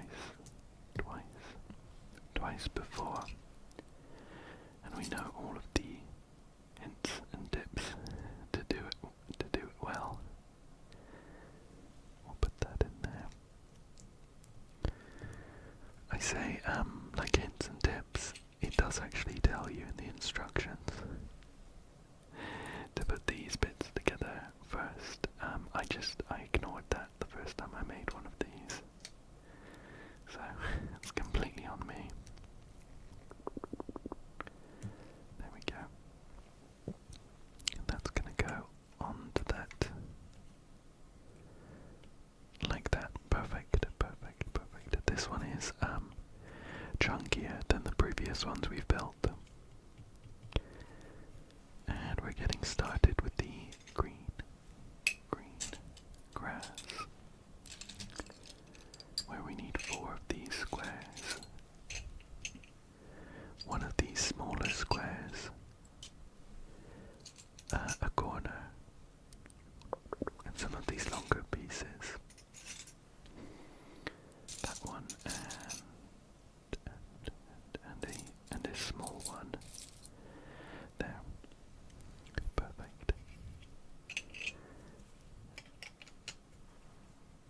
And we're just gonna get started by covering this up with the green, Yeah.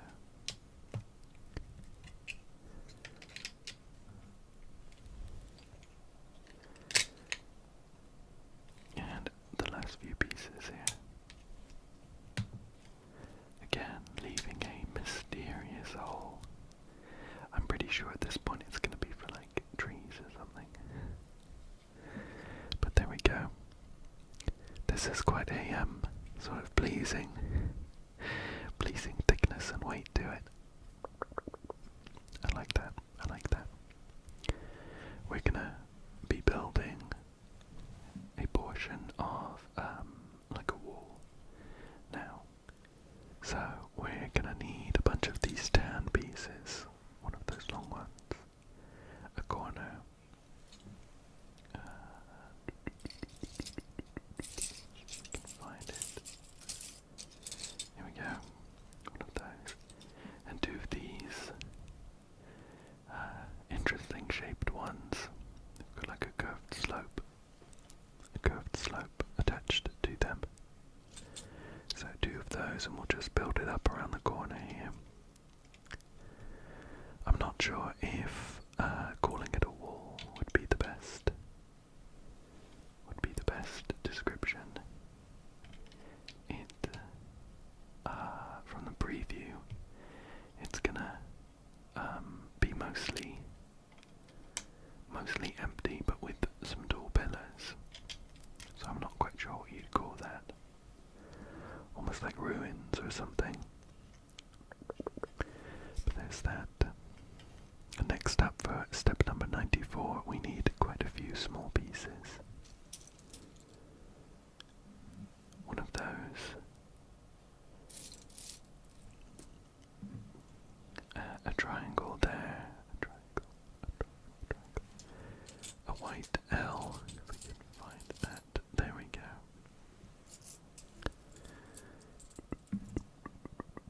We need two of these light tan squares, and a dark one as well.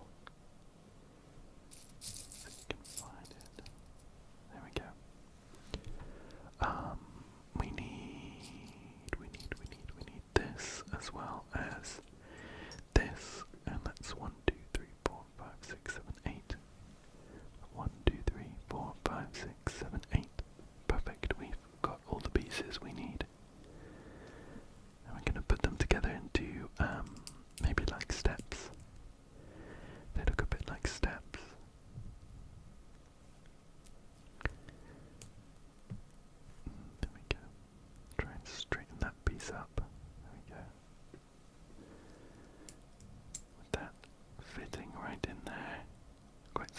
satisfyingly. I'm really, it sounds odd, but I'm really enjoying all of the diagonals in this set. Of course, Lego is blocky, it's pretty much all squares. So when you get diagonals like this, it makes such a nice and refreshing change. That's going to go just in the corner. There we go. Perfect. And that brings us on to step number 95. 95.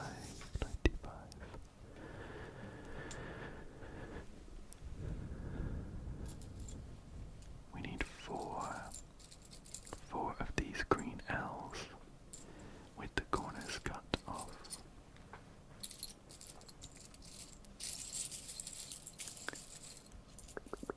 There we go. There's 4 of them. We need a little grass sprout. It's small, but it looks very cute. It looks cute. We need one of those. 2 of these.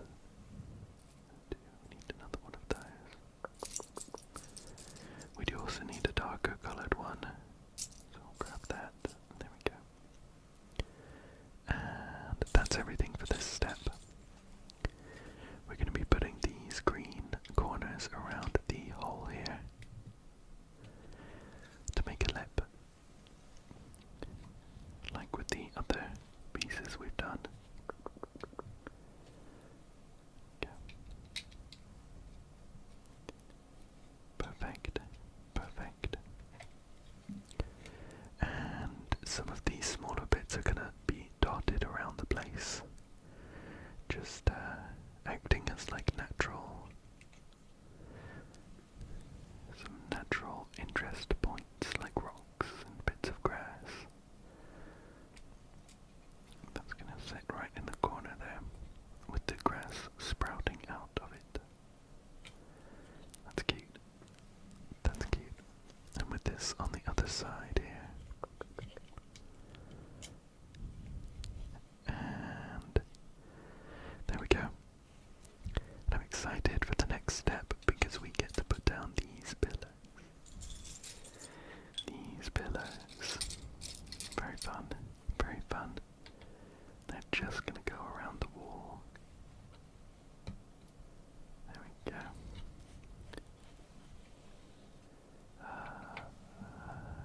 Looks like 3.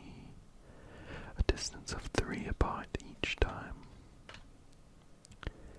That looks great. That looks great. We're going to fill in these gaps with these flat bits here. There we go. One of those. Another one there, and a final one just on this side.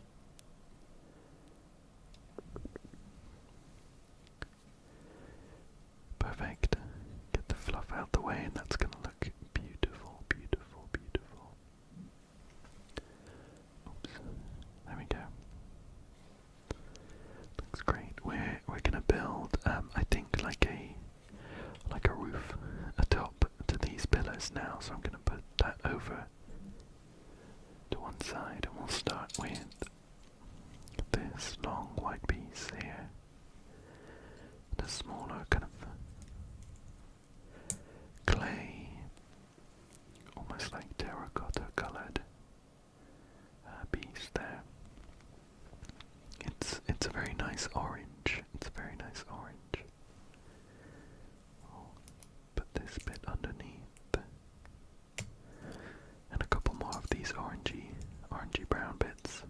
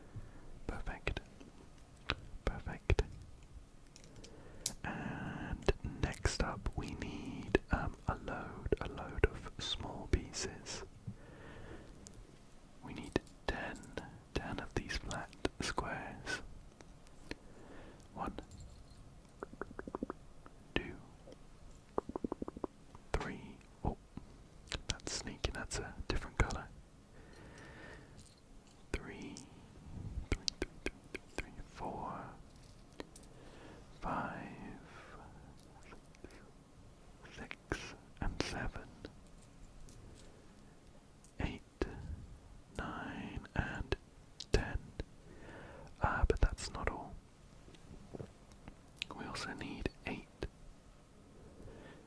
6 of these rounded pieces. They've got holes in the bottom.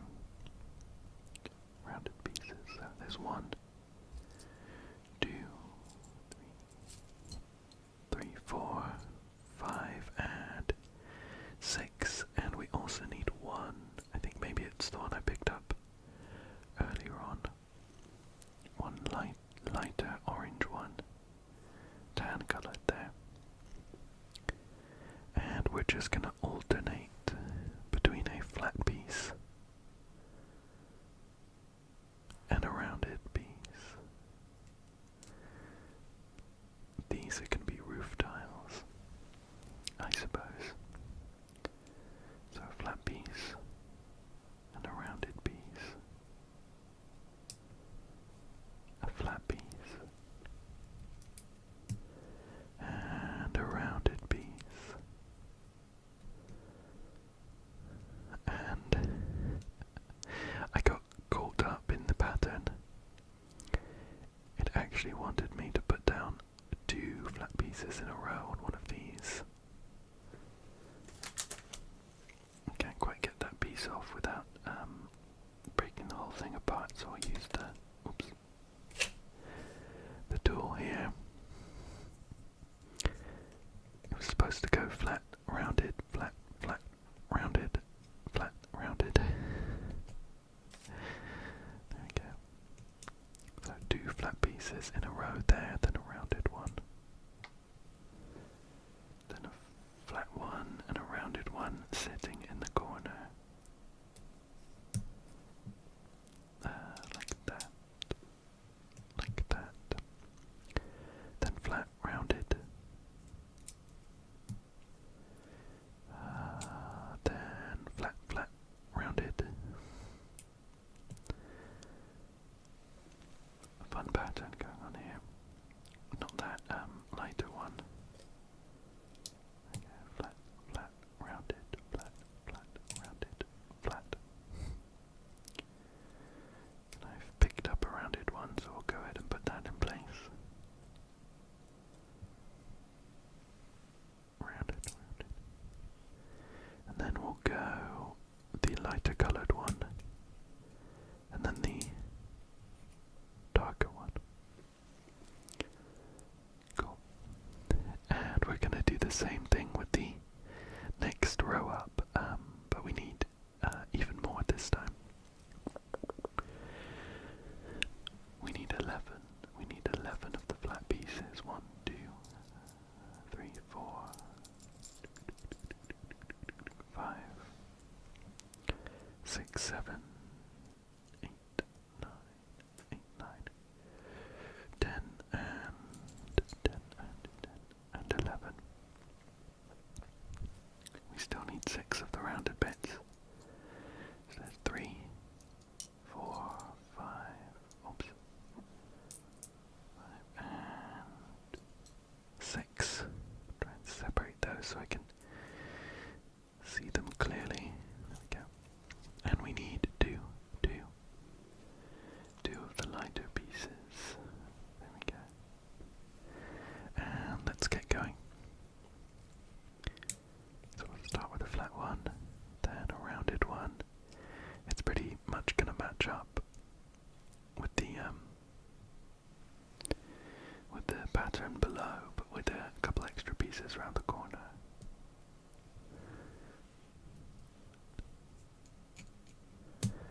Flat, rounded. We're going to do a darker coloured one and then a lighter one here. And then rounded in the corner.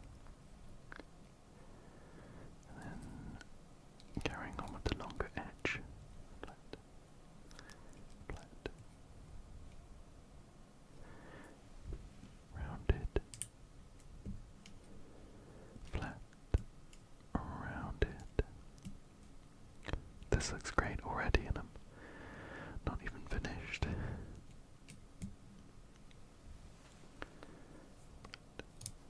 Flat, rounded,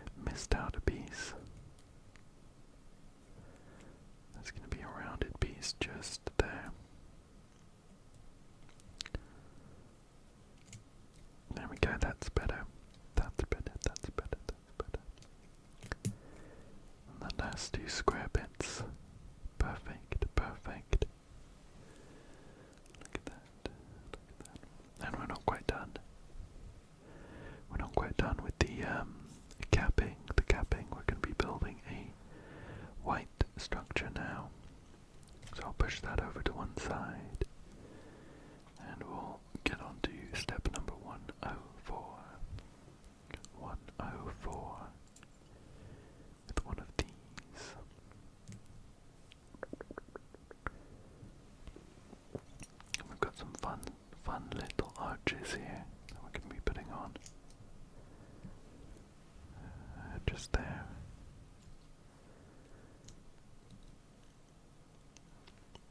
It looks like we're building up a row of these little arches.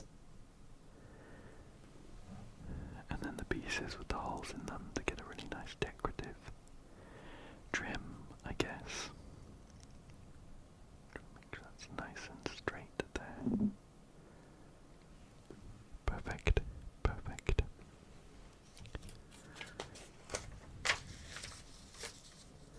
There's quite a few steps of just extending this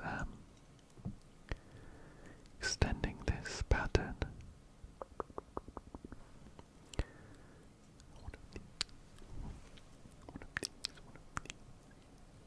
And here's an interesting shaped piece. It's like a square white bit, and it's got two of these sloped bits that stick out, and that's gonna sit just on the edge, like that. And we'll just get started around the corner here. I think it'll be easier to straighten up when we put this on top of the pillars there. So I won't worry too much. One of those.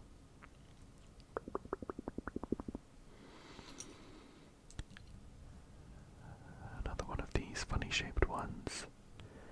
And we're gonna put this piece with the hole in the middle just there. And we're gonna be capping this off with some longer white bits.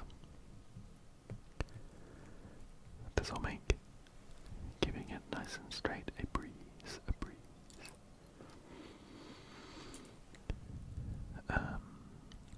Oops.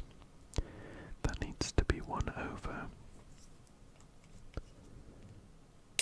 There we go. Very, very useful tool. Just there, so we can put this L-shaped one in the corner. And this one just on the edge here. Great. We need some more on top though. We need some more on top. Flat white piece here. And then a longer bit just going here. Perfect. A couple in the corner, a couple in the corner here. There we go. We're almost done with this section here.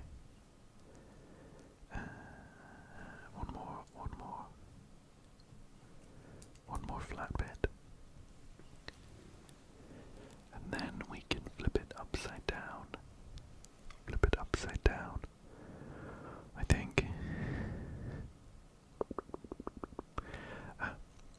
No. It's kind of, that's funny, it's kind of squished some steps together, but not really said. I think it's pretty self-explanatory, but we're going to be putting this bit on top. There we go. Giving it a good squeeze all the way around. Yep, that's good.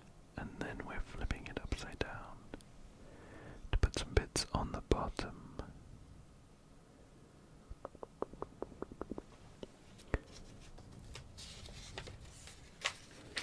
There we go. Wow, this looks great.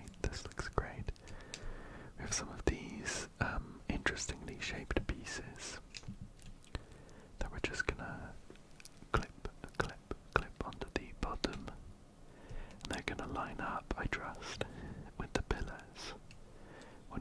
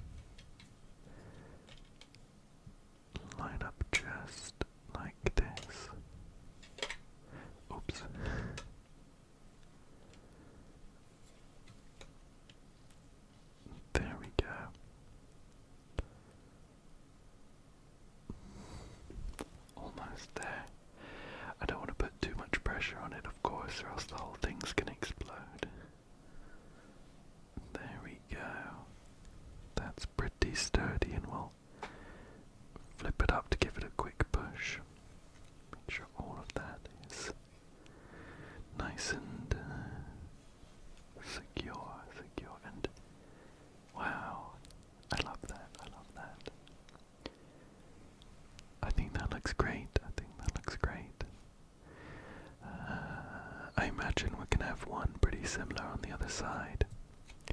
But for now we need to put together a plant. This is step 118. We need one of these and one of these. These plants are always quite intricate with lots of like leaves in different angles. And we can be putting in some of these petals as well. They're beautiful, beautiful red petals. Again, the color choices here are so beautiful. The red works really, really well with the green, of course, and just ties it all together, I think. We need this larger bit. And another sprout. Just to go there. Pin those two bits together.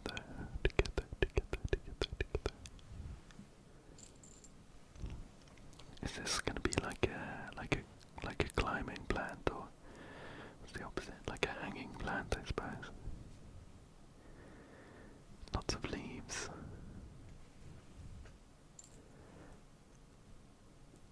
There we go. Just making sure I'm putting all these leaves in the right place. I think so.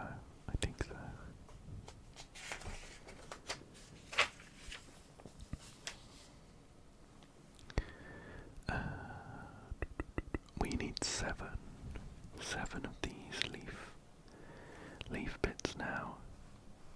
Count those out. 1, 2, 3, 4, 5, 6, and 7 there. They're just going to go around to make it quite a densely packed hanging plant here. Looks great, There we go.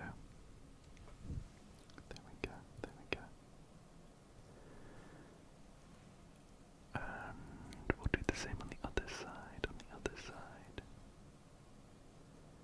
One there, and one just down here. There we go. Perfect. And we also need seven of the petals. 7 of these. 1, 2, 3, 4, 5, 6, and 7. And it has a pretty neat diagram. Let me just pull it through to show you.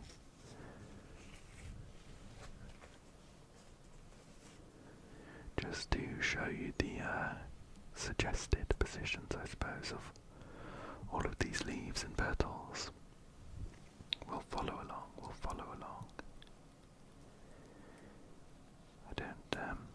I don't see this as the place to innovate by putting a petal in a different hole here. Not going to make that much of a difference overall, but we do have a beautiful looking red hibiscus.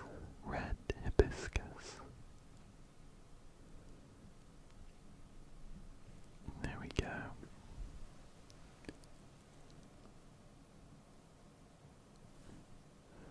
That looks great.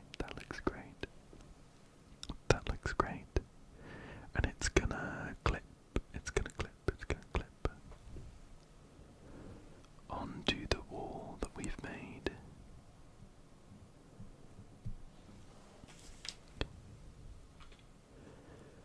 Just here.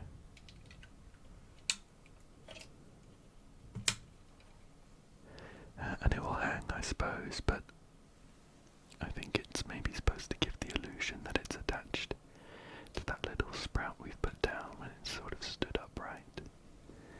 But that looks great. There is just a little bit of text for the red hibiscus. Shall we give it a read? It's just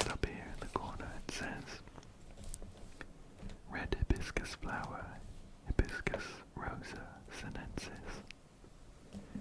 Hibiscus flowers can be used to test the acidity of a liquid. A hibiscus flower will turn dark pink in acid or green in base, perfect for checking the acidity of your fountain. Yeah. Great choice to put in our fountain garden then. We have another side-on diagram just here to show how it should sit, and I think we've matched that pretty well. Yeah, that looks pretty good to me. And the final step for this section is just to put on those tan pieces on that black bit we built earlier on. We have plenty of spares, but we were working with quite a lot of little pieces, so they tend to give you a lot of spares for those. I'll save them, of course, but let me grab. I'll grab the set.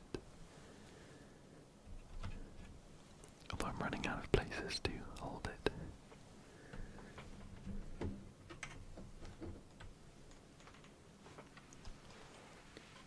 Here we go. And this is gonna sit just here. Wow, look at that. That looks so good. It's a bit difficult to fit it all in frame at the moment, but it looks great. I love the vibrant colours. Specifically those reds.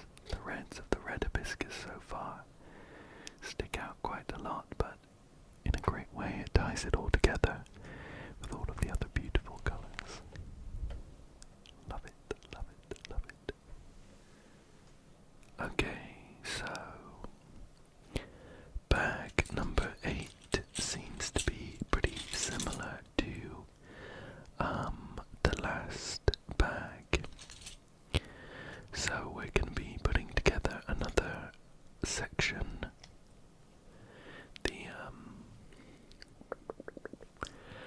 The last kind of removable quadrant. We're going to be putting together the last section, and it's going to be another one of those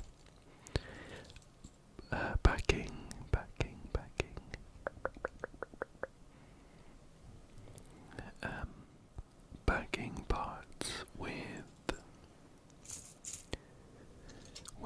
the decorative wall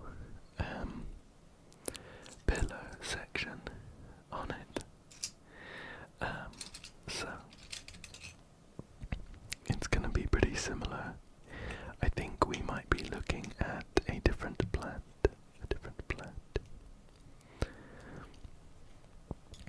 Otherwise, I'm just putting together another base piece like this.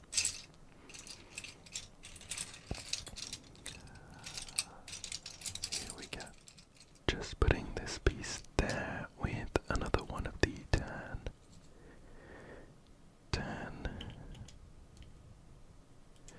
pieces with the holes in it, just there. Perfect. This is bag number 8 of 11. So we are getting towards the end of this build. I am really looking forward to the finished set. But it has been a pretty enjoyable build so far. I've liked seeing it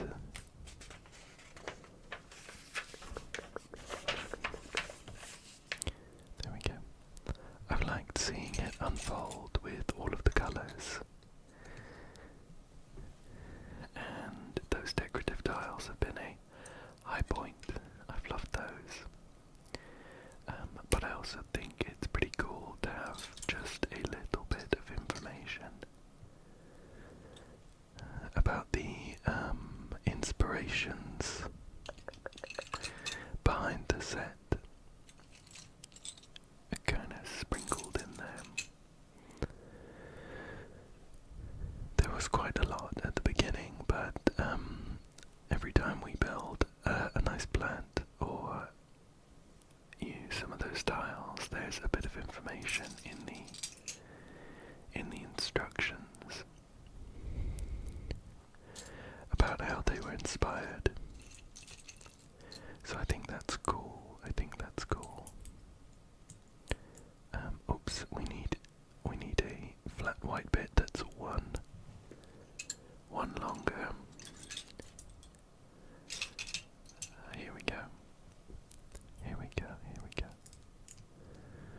Just pop that there. And that's gonna go there. With that piece just there. We'll clip it on. There we go.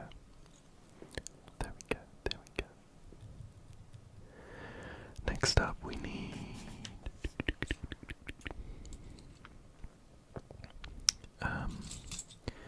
one of these and a grey corner to finish off this side. There we go. Just check the underside to make sure they're going in the right place. Perfect. That's gonna go there. Next step, we're building something we've built a few times before. The little kind of bit that clips in. The bit that you use to pull the section out of the build if you wanted to switch them around. So we're looking for one of these. The yellow bit here. And two of these small bits. Although I have been thinking with the ability to be able to pull the quadrants out, I'm not sure how useful it's gonna be, considering the corner, the specific shape we've built limits it a bit in terms of where it can go. It's either going to be able to go in that section, top right, or bottom left. It's not going to be able to fit in the other ones. And if you put it in the bottom left, or if you swapped all of the quadrants around like that, you would get the same build but facing the other way. So I'm curious to see what they have planned for that. I can't imagine that they would go to the lengths of including the ability to pull these sections out without having a good plan for how that's actually functional. Oops, I should have put the yellow bit down first, or else it's not gonna fit. There we go. Managed to pry it apart. And like that. And then this is gonna go onto the red bits, just like that. Perfect.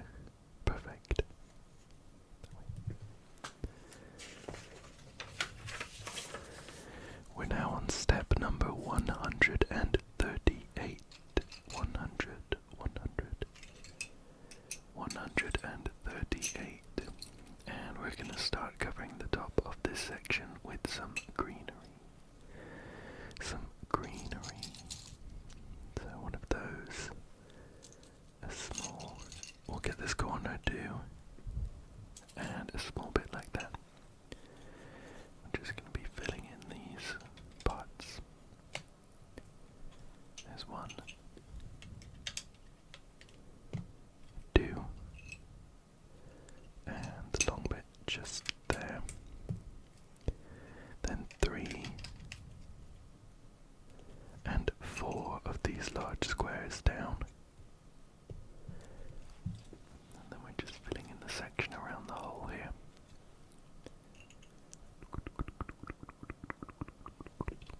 Missing a bit just there, I think. I must have skipped. Where is it? Where is it? Ah, yep. We need a round bit that looks like a tree trunk. See if we can find it. We have a load of these little bits again. They're just off the side of the frame, but they're going to be building another section of roofing. The tiles. There we go. That's going to go in there. And then this one on top. Perfect. Perfect, perfect. There we go. Now to start on the wall, we need two of these bits with these smooth, curved slopes. A corner, a long bit here, and and this part. And it's just gonna start here, and we're gonna build it around the corner here. There we go.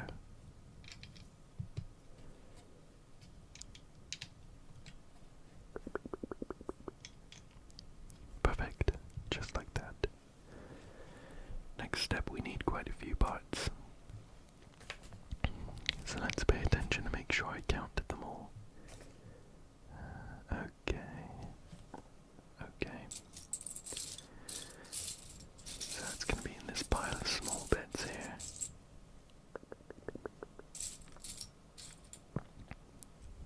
We need one of those.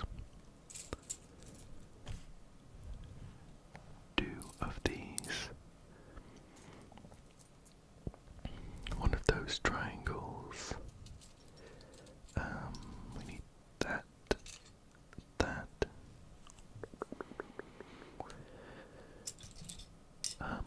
This part here. And I think one more bit. A small grey, sort of dark tan coloured square. Here it is. Here it is. Perfect. So that's all of the bits. That's all of the bits we need. I'm just gonna put them together like this. Just gonna put them together like this, like this, like this.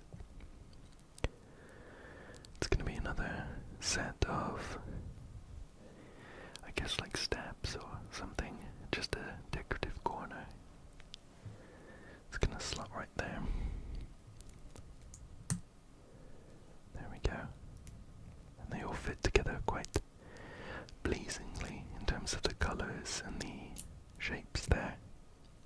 I like that, I like that. And it's gonna go here.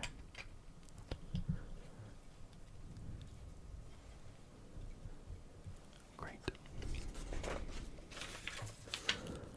Great, great.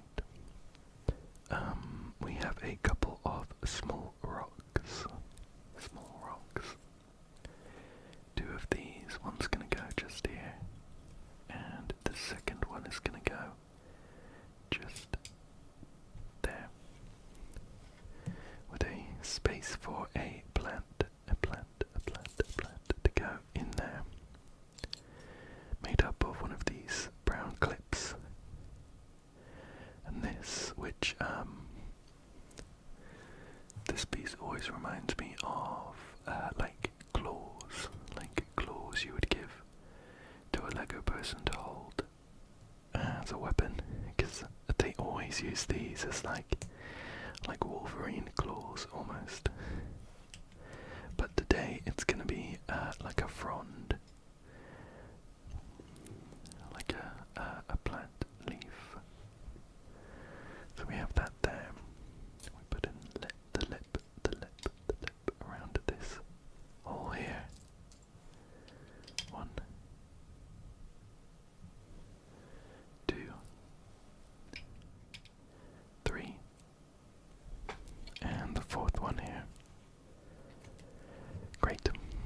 next up we get to put down these smart looking pillows. 4 of them with sections, with flat sections in between.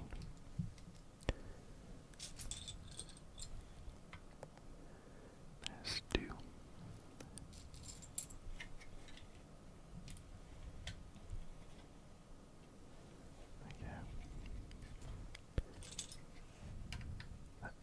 Just there.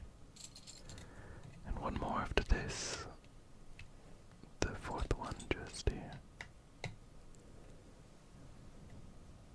Great. Looks great. Make sure that's on nice and securely.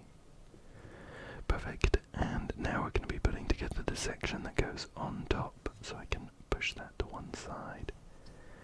Onto step 144. Beginning with this long white piece and a terracotta brown piece there.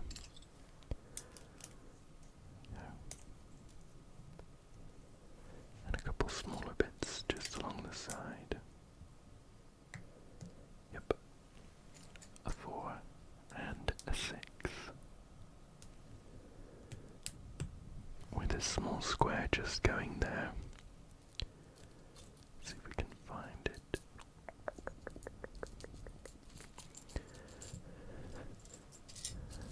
There's lots of flat terracotta coloured squares, but I'm looking for one.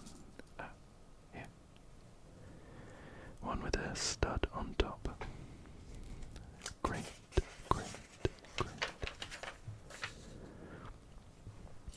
So now we need 8 of these 2-length bits with an extra T stuck on the side. So there's 1, 2, 3, 4, 5, 6, 7, and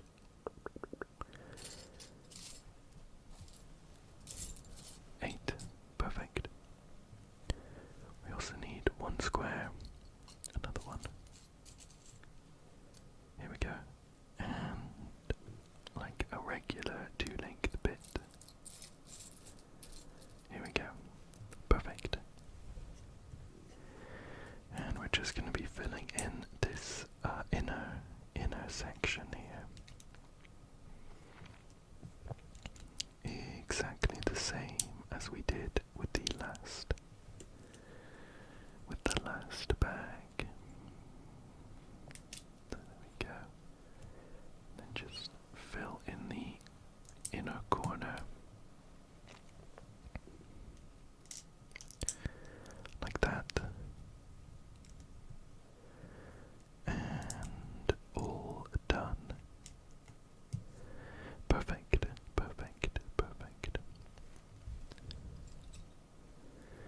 3 of these and a small square are going to go together to make the step up.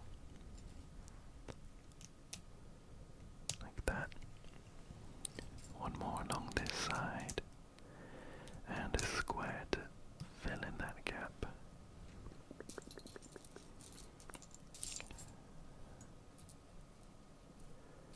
Just need to find the last square with a stud on it. Here we go. Like a needle in a haystack. Now we're going to be putting on the round tops to the tiles, and we need 2 of the lighter coloured ones.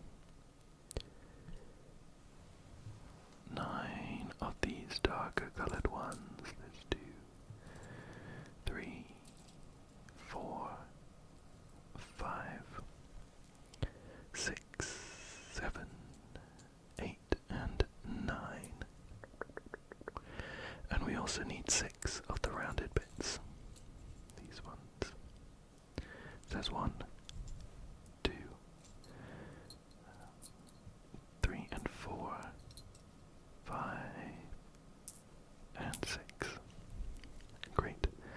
Let's see if I can put together this row without messing up the order like I did a couple times with last one. Generally we're going for a bump and then 2 flats and then a bump and 2 flats again.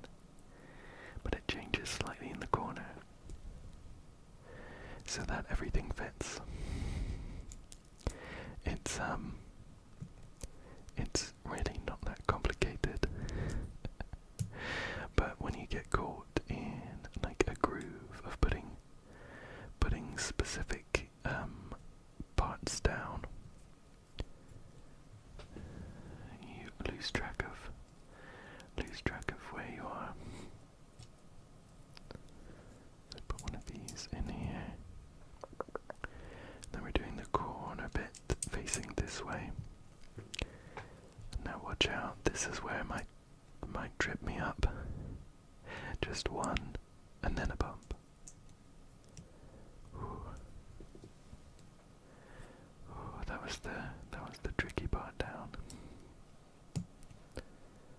Lighter colored one just here. Then a bump. And finishing with a flat bit. And then we'll just go through and see if we can get everything to line up. There.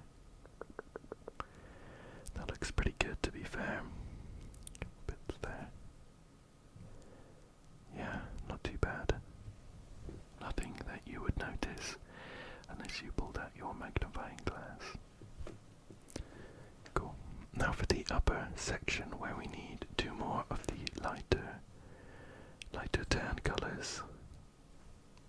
There we go. And then 11 of the darker squares. So let's do 4, 5, 6, 7, 8, 9, 10, and 11. There we go. And 6 more of the bumps. 6 more of the bumps. 1, 2, 3, 4, 5, and 6. And let's get putting these ones down.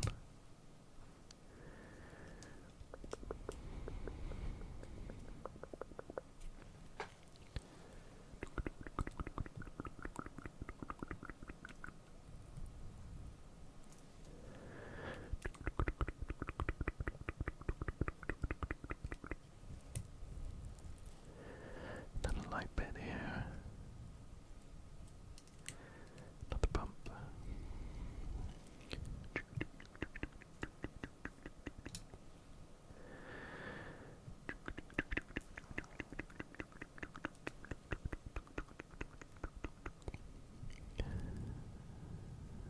3 over here. The light bit and almost there.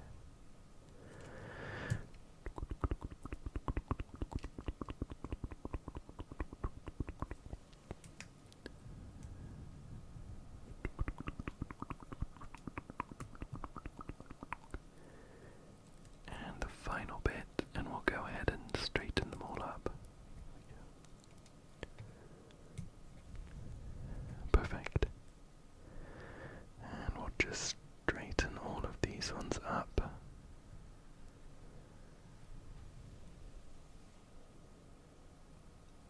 Looking pretty good.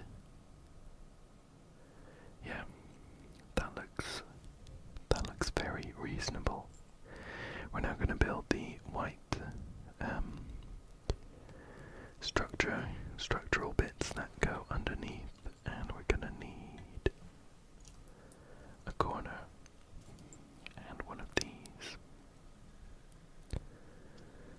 and one of these small archways as well, just to go there. Then another flat bit. One of these, and another arch. And we're on to step number 155, so not too many left.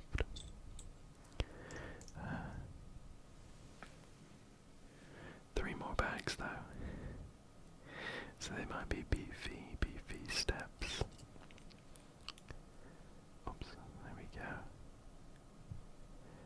nice, interesting shaped corner bit. Just to sit there.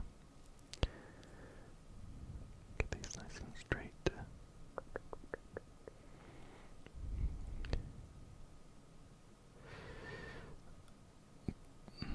There we go, these ones will straighten up pretty nicely when we put them underneath the roof anyway, so we don't need to pay too much attention to them. So one of those, another bit there, another bit there, another flat, another bit there, and one more of the funny shaped ones, but not a corner, or no, it is a corner, like that. Okay, perfect. We're gonna top these with some of these white pieces. There we go. That straightened everything up pretty nicely.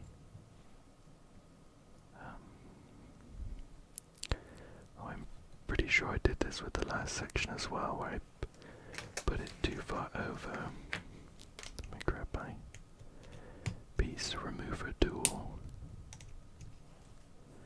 It just needs to go one over. There we go. So that this corner bit can fit. And another piece just there.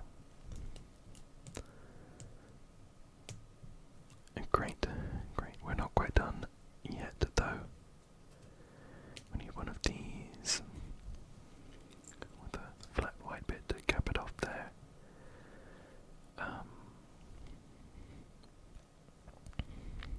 One of these is going to go here. We're going to fill in the rest with flat pieces.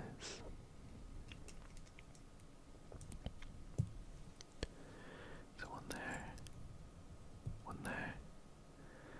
and the final one just here.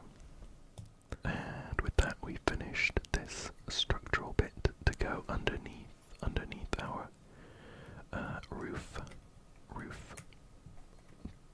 type thing. Just give that a nice squeeze, a nice squeeze to make sure it's all on securely. That looks great. That looks great. We need to pop a few more bits underneath before attaching it to the pillars though. That attaching it to the pillars caused me a bit of trouble last time. Just because I didn't want to use too much force or else they might just ping apart. So let's see if I can gently wiggle them on and line up that last one. Okay. That was much more successful. Just a bit more squeezing to do here. I'll do the rest. There we go. Yeah, that looks pretty good. That looks pretty good. And it's gonna look even better, but next to the other half. So I'm looking forward to that. But for now, we're gonna be putting together the plant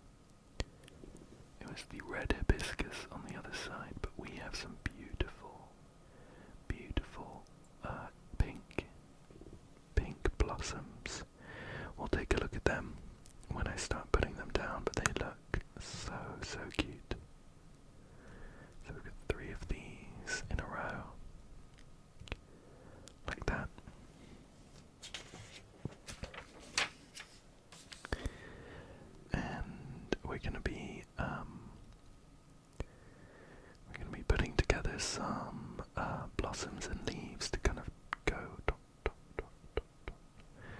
On either side. We need 6 that go like this. The petal on the top. If you see, it's really small, but it's got a like 5 petals spread out, and the last piece underneath is like a closed blossom. It looks very, very cute. So we just need to put together 6 of those ones. Here's 2. We'll put them all together and then put them onto the main plant. Here's 3. Here's 3. There. And 4. We can have quite a lot of spares. But they always do that with the bags that have small pieces, which is nice of them. It is the fifth one. Oops. Of course, it's the closed blossom first, and then the open one just on top. And the 6th and final one. There we go. And there we go. And they're just gonna go kind of alternating each side. So one like that, and then one like this. And then one. I'm gonna put this one in while I'm here. I'm following the pattern for these in the book, but of course if we wanted to we could put them in different sections. They have a pretty good plan though, so I'm just gonna follow that. There's one there and the final one just at the bottom there. And then we yeah, that looks good. We're gonna put this part just underneath so that we can clip it into. Oops, I've lost one. I mustn't have put it on well enough. There we go.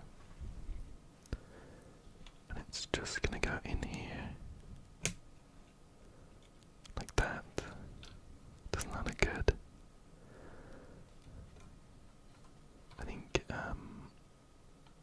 I think maybe it goes underneath. It does give a side view somewhere. I'm just wondering. It looks a bit far out from the pillar there because of the way that we've stacked them. It doesn't look too bad, but I'm just wondering if it's kind of bowed. Now we'll see what the instructions say. We do have a bit of information. It says pink bougainvillea flower. What most people think of as the flower of bougainvillea, but I've got no clue how to say that. It looks kind of French. Are actually bracts or false flowers, which are a different type of leaf surrounding the real tiny flowers on the plant. Well, that's very interesting. And finally, we're just going to put some bits on this this part that pokes out a bit.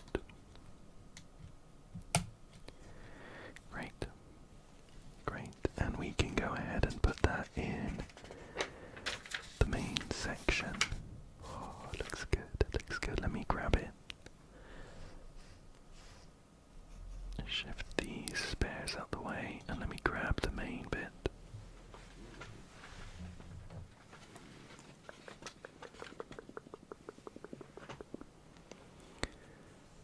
There we go, and this is just going to slot in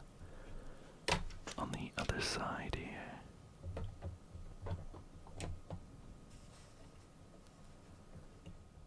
That looks pretty good. Our pink flowers there are falling, but they wouldn't do if we had it flat. We'll get a good view when it's all finished. But for now, that looks great, and we can move on to bag number 9. Bag number 9. Okay, so bag number 9 looks like a bit of a smaller one, and it looks like we're going to be putting together the fountain. The fountain that sits in the middle. So we're going to be building a taller structure that matches the pillars. You can see just the style of the pillars that we've just put together. So we need all of the pieces here look quite similar because they're all white. So it's a bit tricky to root through them all and find the ones I need. Looking for 2 of these. There's one. And perfect. 2. Just to go here. There's 1. And 2. And I actually only needed one of these. One of these pieces. But I got 2, so I'm going to put the other one back. Then we need 2 of these bits with a stud poking out the front. And some bluey transparent bits, which I think are going to give the illusion of water, maybe. We'll get a close-up when I find them all. There we go. Like these bits. See how they're kind of semi-translucent, but they're definitely blue. We'll get a better view of them once they're all down. Just filling in this gap here. Like that. There we go. Cool. On to 177. Well, we're starting off with this bit here, which actually goes on the front, but we need one more translucent blue piece to go in the middle there, and then it sits on top. So I guess it's more of like a basin filled with water there, like something you'd see on a shrine, which I think we're kind of building. We're kind of building a shrine. So we're gonna put one of those on. We're gonna find that other palisade bit that I discarded earlier to use now. We'll put these just either side. Great.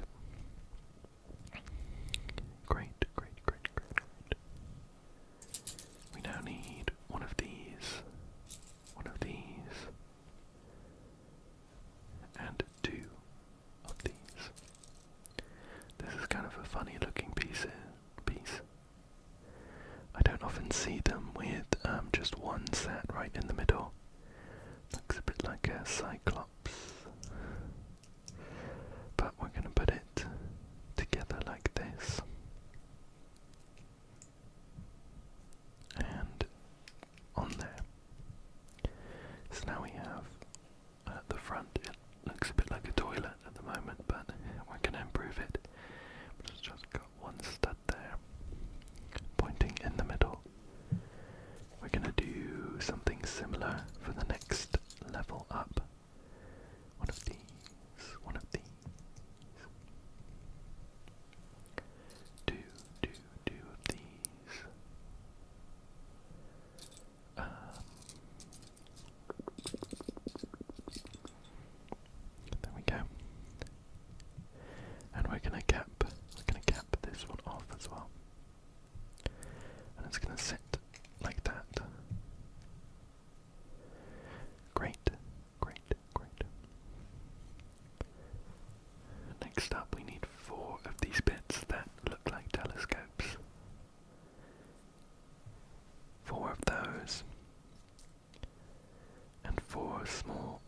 studs. But proper ones there. There are a couple here with the tiny little bits that poke out the top. But we're looking for traditional ones there. And a fourth one hiding somewhere. There we go. And we're going to build some kind of decorative bowls to sit. See how we're doing this. Decorative bowls to sit either side of the thing that we've built. The fountain backing. They look pretty good though. One of those on either side. Great. Like that. It still looks suspiciously like a toilet.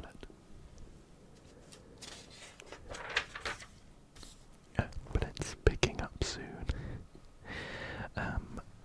We now have a piece that looks like a shower head, which is coincidentally going to be attached to this blue fire.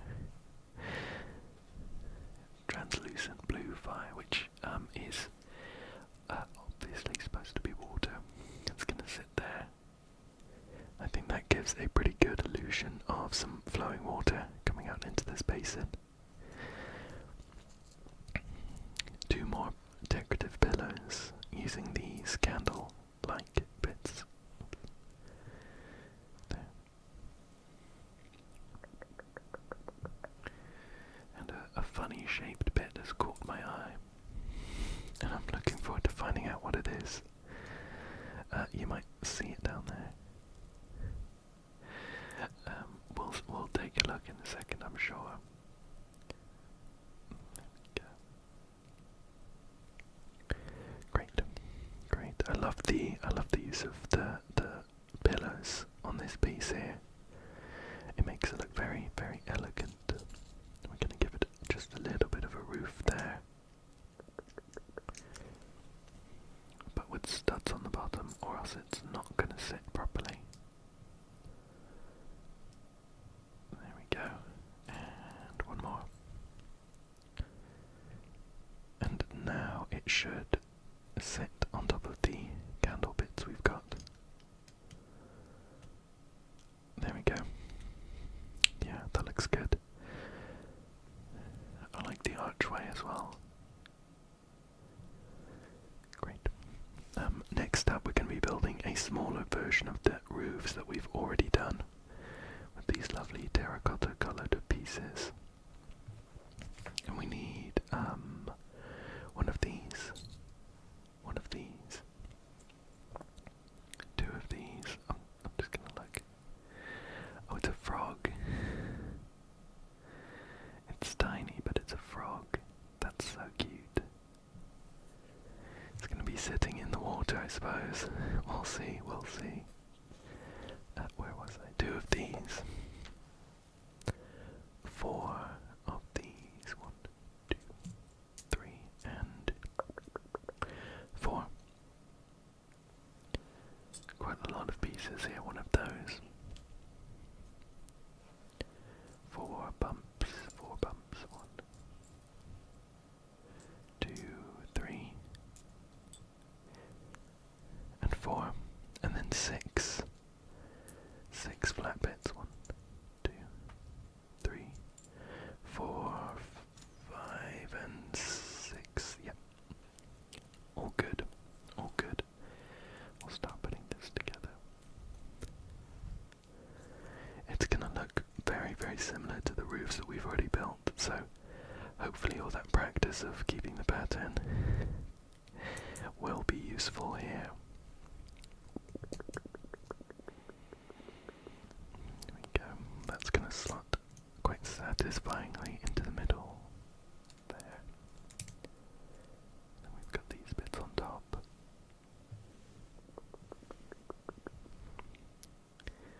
And yeah, we can start with the tiles. One of those. A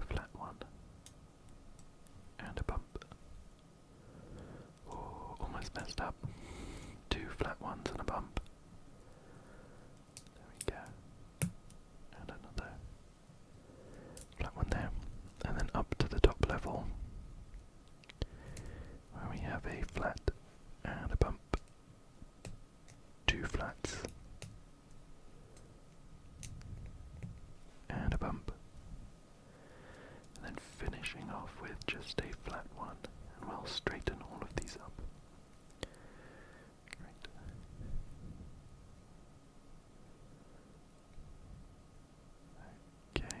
Okay. It's looking pretty good. Yeah. That looks pretty good, and it's gonna sit on top of the fountain. There's so many hairs on it from the fluffy fabric I'm using. There we go. Cool. We've got quite a lot of pieces though left over, so we're not quite done. We have some flora, some plant life to put on the back. 2 of these leaves. One there and one down here. Get the right way around. There we go. They can have some bits put into them. They look like saucepans, like that. And another one for this leaf. There we go. And then we're going to put together a couple of plant bits with these. So we need 2 of these, 2 sprouts, 2 small sprouts. 6 of these adorable green hearts. Covering up the heart shape like that. 6 of those, and then 6 of these white petals, white flower heads. So we'll get 6 of those. There's 4, 5, and 6. And we've already got one of the green hearts, so we need 5 more.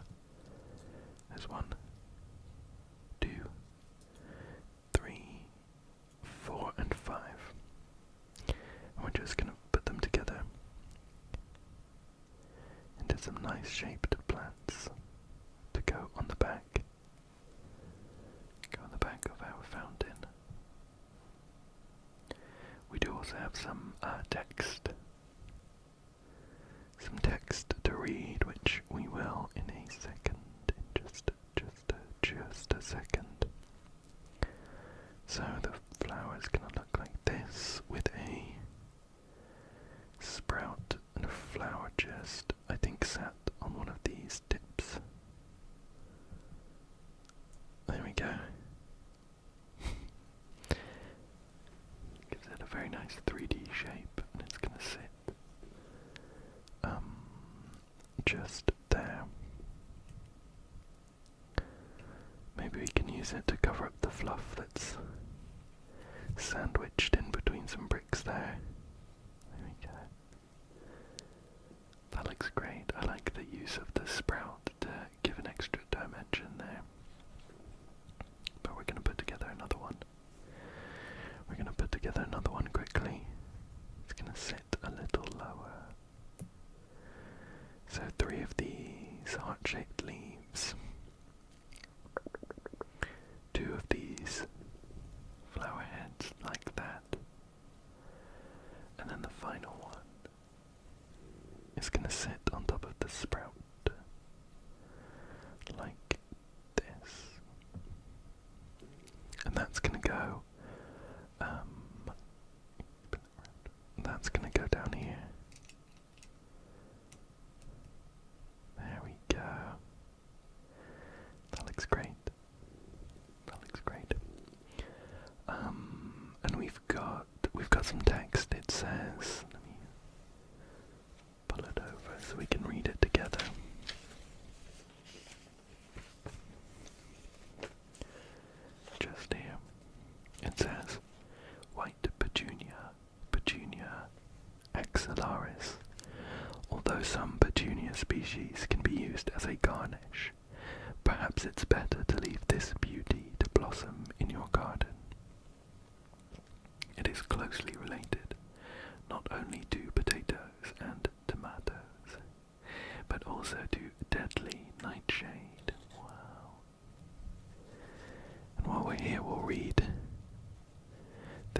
we haven't done it yet, but it says red garden geranium, Pelargonium ex hortorum. The fragrant garden geranium serves both aesthetic and practical purposes in a serene garden. Its natural oils give off a scent that sends insects packing. That's good to know.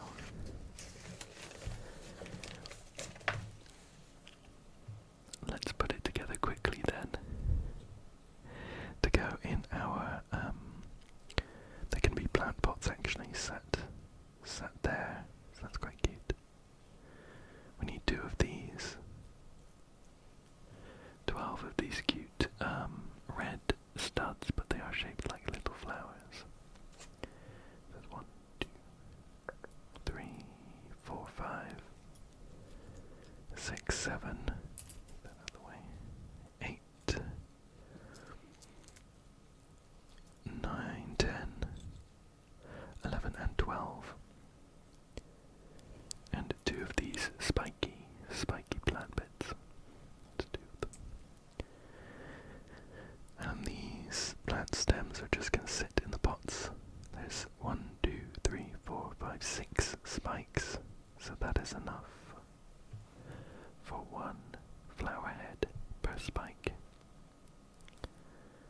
So we're just going to poke them on like that. There's 2,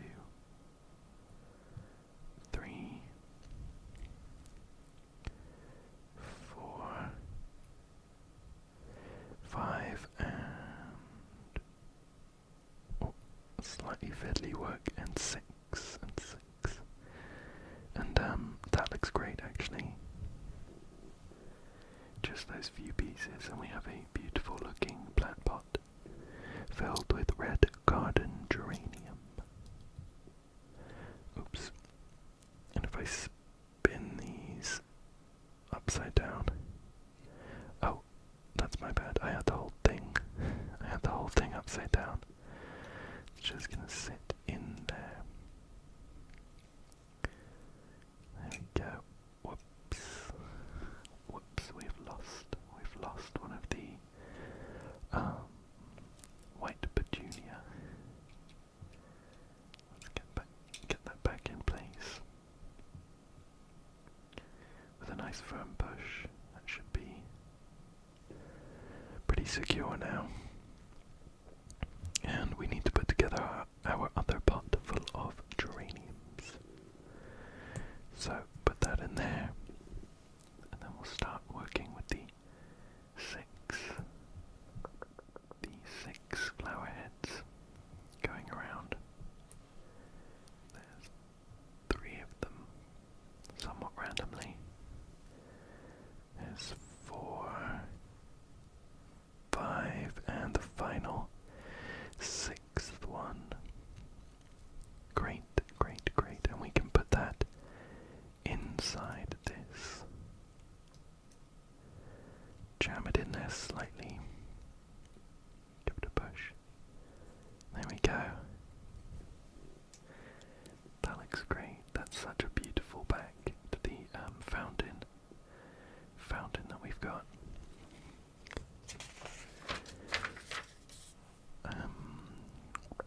So this can now go in the main build, but we have a few other bits to put together as part of this bag, and we don't have many pieces left here, so I'm gonna get going with those, and then we'll put it all in place all together. So I'm not sure what we're putting together here. There isn't a preview, but I've just put something together like that. Then flip it upside down to put these in. Oops, not quite in the right place. There we go. That's gonna sit under there. I wonder what it is. Like maybe a bench, or maybe like a planter. It's gonna sit in one of the like one of the holes that we have in the base. That's gonna sit there, just to smooth it off at the top, like that. We're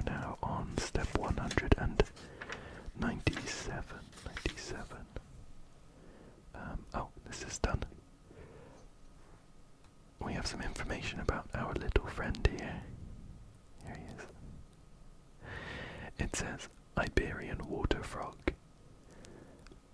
Pelophylax perezi, native to the Iberian Peninsula. This swift little swimmer thrives in freshwater habitats and wetlands. And we're going to be giving them a place to sit. We're going to be giving them a place to sit now with some of these bits. Two of those, and we also have a little bird, which is so adorable. It has a tiny orange beak and little black dots for eyes. This is a yellowhammer, Emberiza citronella. The yellowhammer, with its characteristic bright yellow plumage and distinctive song, is found throughout Europe, and they're going to have little squares to sit in, and these are the ones that go in the holes, so we can put them in any of the holes that we want, I suppose. Oops. Oh, slightly wrong order. The grey bits are going to go at the bottom, so I'm going to have to take this little guy's seat apart, unfortunately. I'm not sure how much the remover tool is going to help here. I need to try and jam it in. Okay, so that's done. We'll just swap them around. And then we have one space for the Iberian water frog.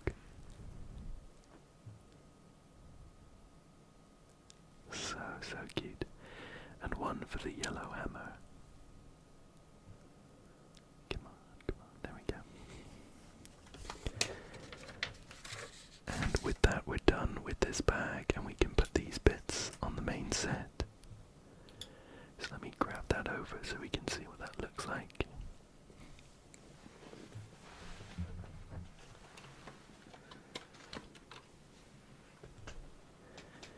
So here it is. And yeah, all of these bits have these kind of squares at the bottom, so we can put them in any of these that we wanted to. But the instructions suggest the shrine basin thing goes there. We have a bench to go there, and we can put the Iberian water frog there. Oops. And the yellow hammer just over here to look like that. Lovely, lovely, lovely. And with that, we're now on to bag number 10. Bag number 10, which is bringing us towards the end of the build. Let me get that ready for us. Okay.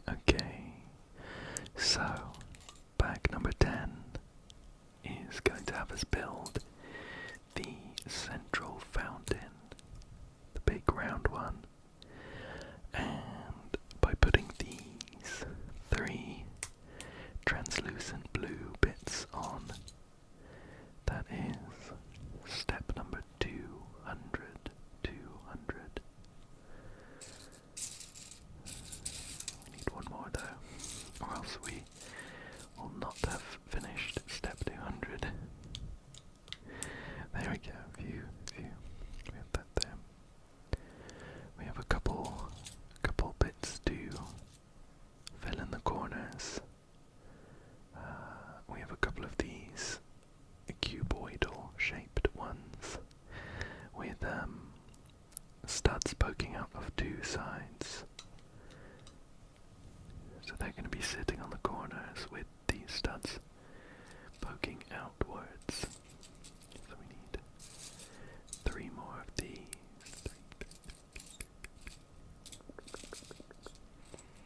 And also 3 more of the taller pieces. So there's 3 of those.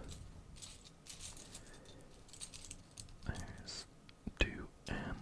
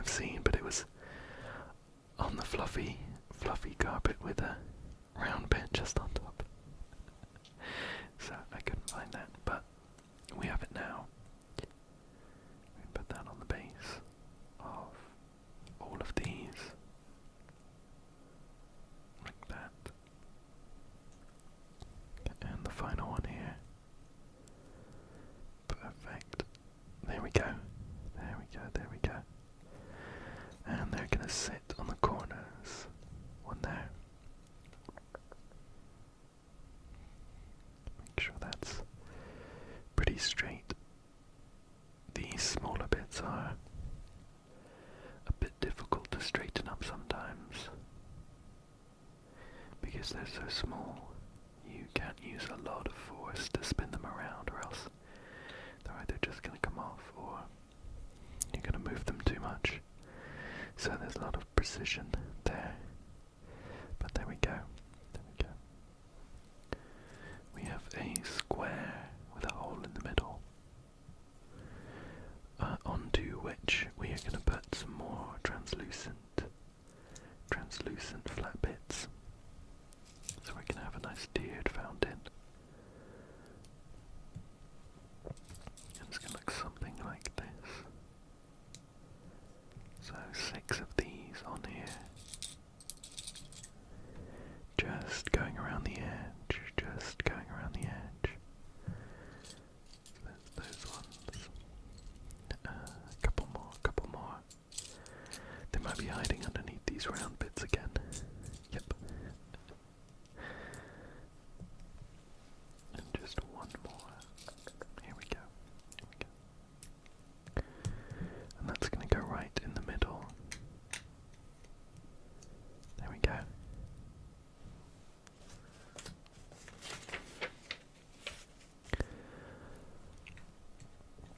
We now need quite a few pieces, including 8 of these. So there's 1, 2,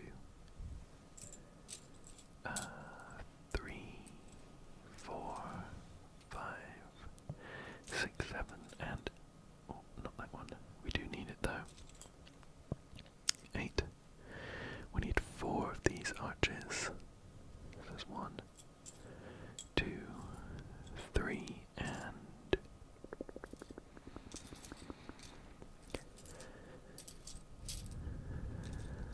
where's the 4th one? Here we go. And 4. We need 8 of these here. That's 1, 2, 3, 4, 5,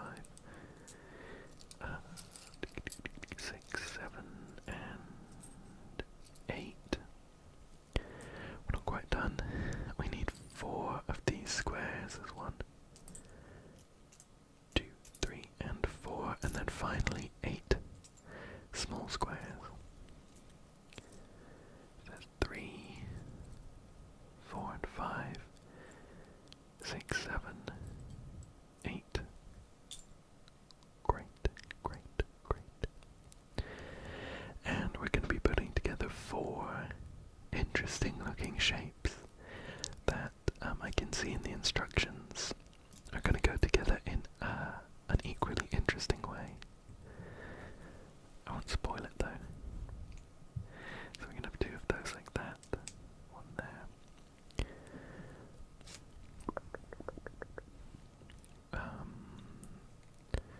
Within each of the 4 bits that we're making, we need to make 2 more bits. So it's getting granular. Do like that, and they're gonna sit just there. So we have a shape like that. And we need 4 of these. So here's another one. With 2 of these bits to go underneath.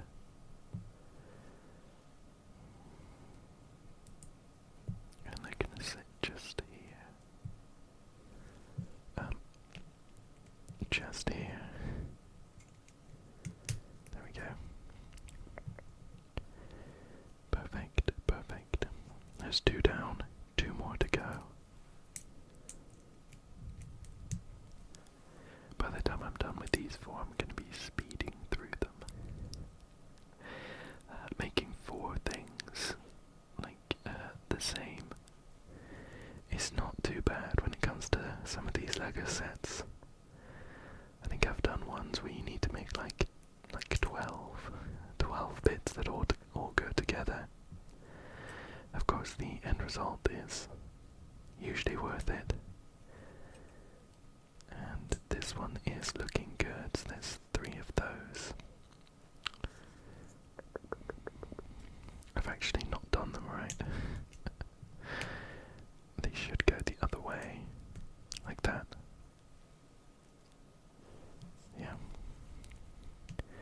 big issue. Not a big issue. Quick to change here. There we go.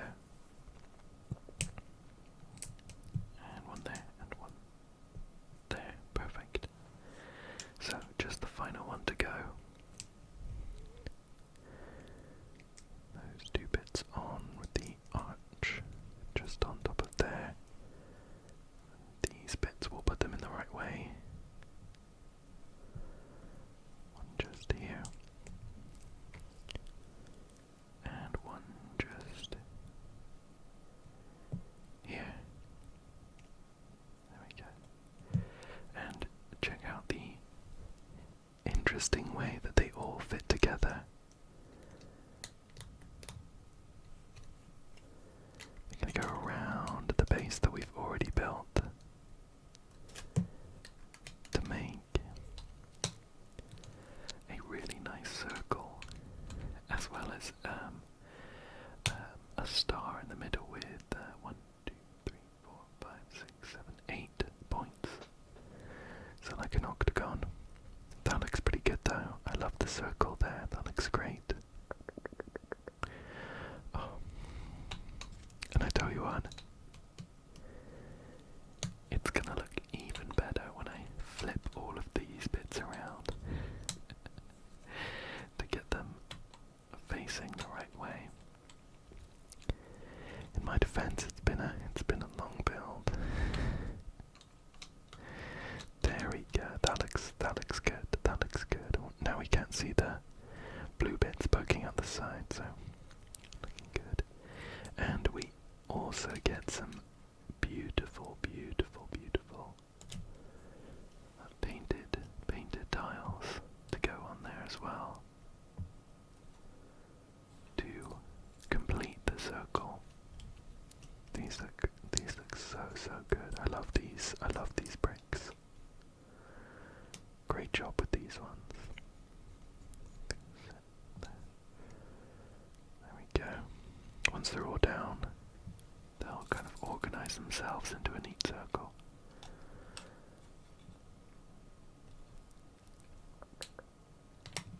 Oops. Spoke too soon. One pinged off.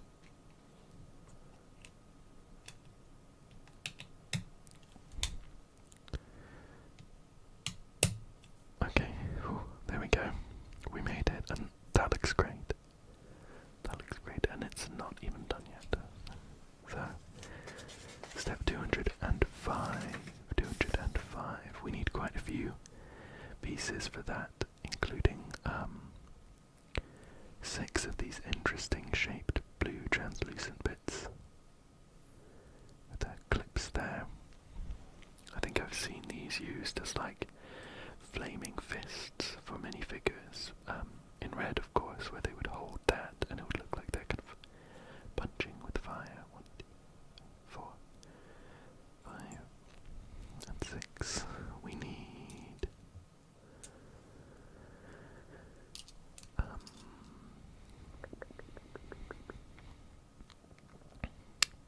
this. No, we need a translucent blue one. Smaller, here we go. Hard to see, but we need that. A white version, 2 of those. We need one of these long balls. A big triangle. A little triangle and a tiny little trophy. Like a little Lego minifigure man. Very small. And we're going to start putting them together to become like the spout of the fountain. That's going to go through there, like that, with the dish on the bottom there.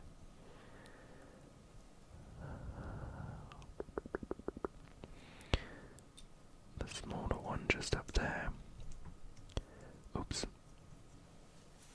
Not supposed to push it that far down just yet. Leverage that back up. Because it looks like we're just going to sit these around the edge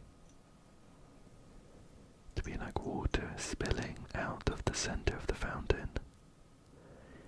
I'm not sure they have anything to actually clip onto. So they're just going to sit there, and I guess they're going to get sandwiched by this smaller bit at the top.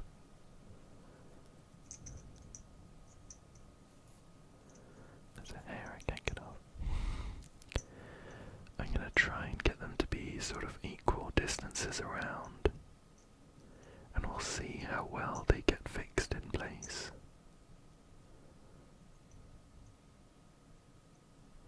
Like that looks pretty good. I'm going to push this down. One came pinging out, but I think it's fine. It's fine. They're not too secure.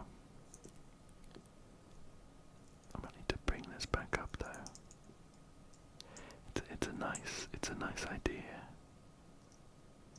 for getting this like water spilling effect. We might need to just push it down a little bit more gently, just so they don't come pinging out. Okay. I think that looks pretty good. Again, they're not super secure, so we can spin them around if we want to. But that's a really neat effect. Some very clever building there, I think. We put another dish on top with the translucent blue bit up there, another layer of water. And on top of that, we're going to put the smaller triangle and the trophy, or in this case, the small statue that's going to top the fountain here. Wow. I think that looks so good. We could do some work to neaten up all of the points, I suppose. See if we can just get them pointing in better angles, but I think that looks great. That is of course going to sit in the middle of the full set, but we're not quite done with this bag. We have a couple more of these like inserts to build. So I'm going to start with this green square and these two, then this on top of that, and we're going to have a green pole just put in there. Looks like this one is going to sit kind of sideways, which is interesting. On top of that we have that grey circle.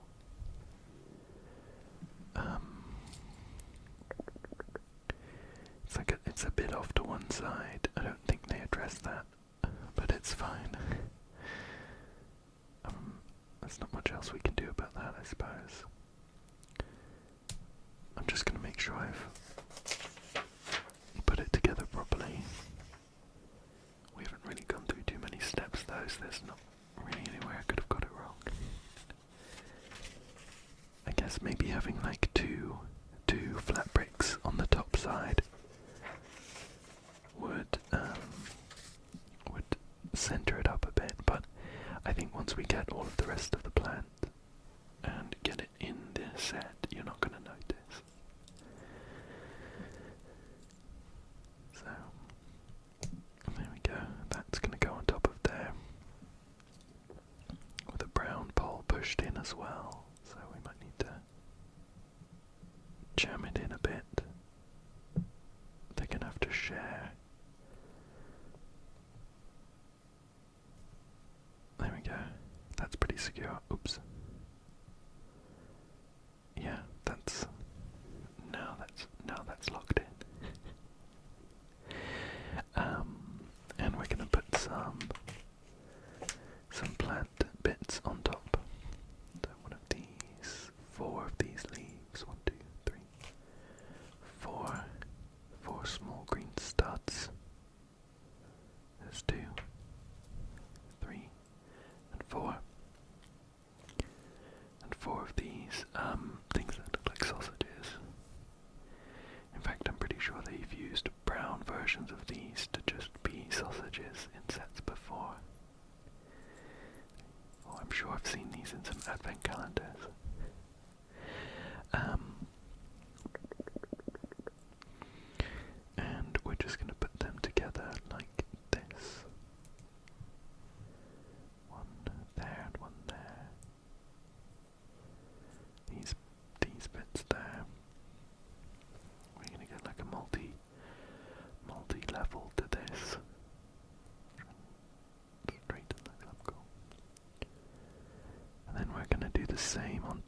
just shifting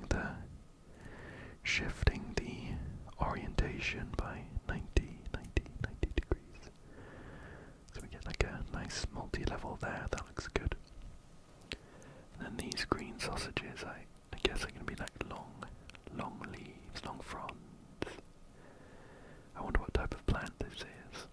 I imagine they're going to tell us. So that's going to be there, and it's going to sit on this green bowl, this brown bowl. I'll push it in separately. There we go. Perfect. Oops. I want to get a bit more of the green out to hopefully get it in more securely. Okay, how's that? Only time will tell, but it looks pretty good for now. Oh, I've missed a bit. It's gonna be this underneath. So it looks like a proper planted. Okay, that's better. It looks like a proper planted, like potted plant, and we no longer need to rely on the tiny green nub poking into it to keep it secure. So there's that, but it does also have some flowers to go on top. Oh, these look good. Again, they're like flower buds. So we're gonna set them like that, with a smaller one on top. And it's just gonna go on the end of one of the sausages. Great. We can have 2 orange ones and 2 yellow ones. 2 orange and 2 yellow. They are,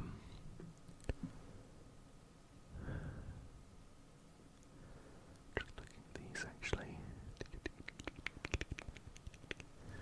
I want to make sure we get the colours right. The kind of bowls that they sit in, they're all the same colour, so we don't need to match them up. But we're going to get 2 of the orange flower tops, two yellow ones. So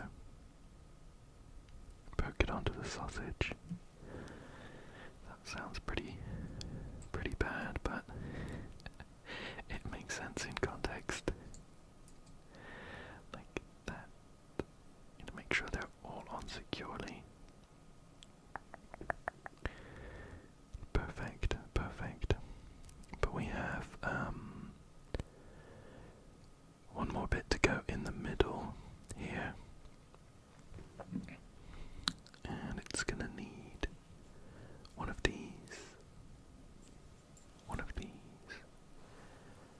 These are, yeah, they're the same colour. Just one of those. I like the coloured one. No, just a bowl here. This beautiful piece and that. And these are all spare, I'm pretty sure. There's quite a lot of them. I have 3 of these bigger leaf parts spare. Let me just double check. Yep, I missed off the leaf from 3 of these. I'll put them on now. There we go. I thought it was odd. Usually they do give you quite a lot of spares for the smaller bits, but those green leaves are too big to get spares, I think. I've never seen a spare one. There we go, that looks better. And in the middle, we're gonna go like this. That one central flower. That in the middle. Then we have this beautifully printed moth.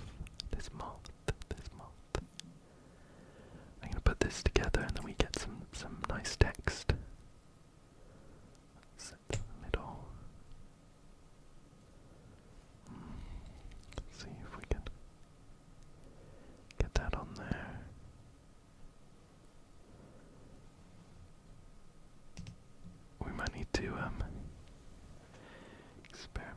slightly with how this all goes together. Oops, I've lost a leaf.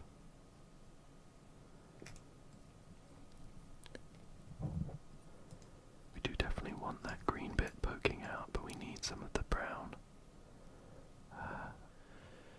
Okay, so it was slightly fiddly, but we managed to get it all put together.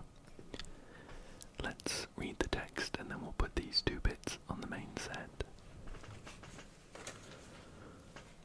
So just here, Spanish moon moth, Grailsia isabelle.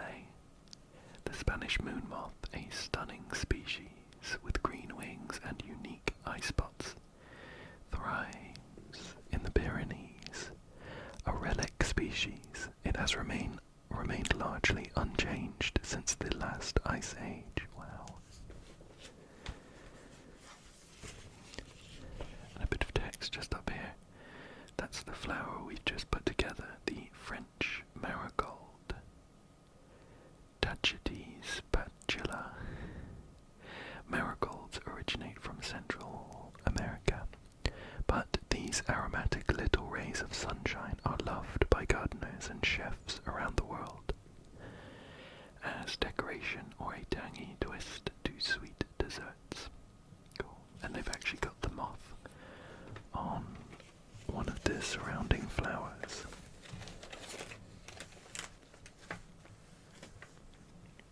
Which I think is a good idea, so I'm going to pop that on one of these instead.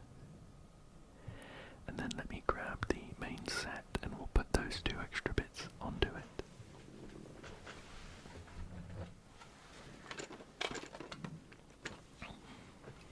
Here we go. It suggests that we put the French marigold just there. And of course the fountain is going to sit in the middle. Wow. That looks so good. Wow. And we just have one more bag to go. Bag number 11. So let me get that one ready for us and we'll finish this set off. Okay. So this is bag number 11. And we have quite a lot of greenery. We're going to be putting together the two cypress trees, and I think another plant. But I can't remember what else, the last plant that we'll need to put together. So it will be a nice surprise. But we're starting off the cypress trees like this. And we need a round bit and a stud. I'm going to go all the way to the bottom of this brown bowl, like this. Great. I think this might go the other way round though. Nope, that's my bad. The stud at the bottom is going to go the other way around.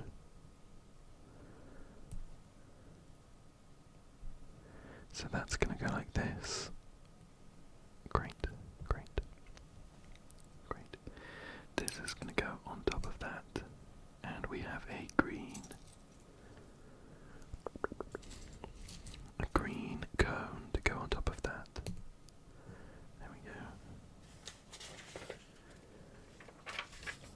On to step 2 to 4, where we need 8 of these green claws. They're going to be the leaves of the tree, like the needles. There's 4, 5, 6, 7, and 8. And we also need 2 of these. And we're just going to put these like that.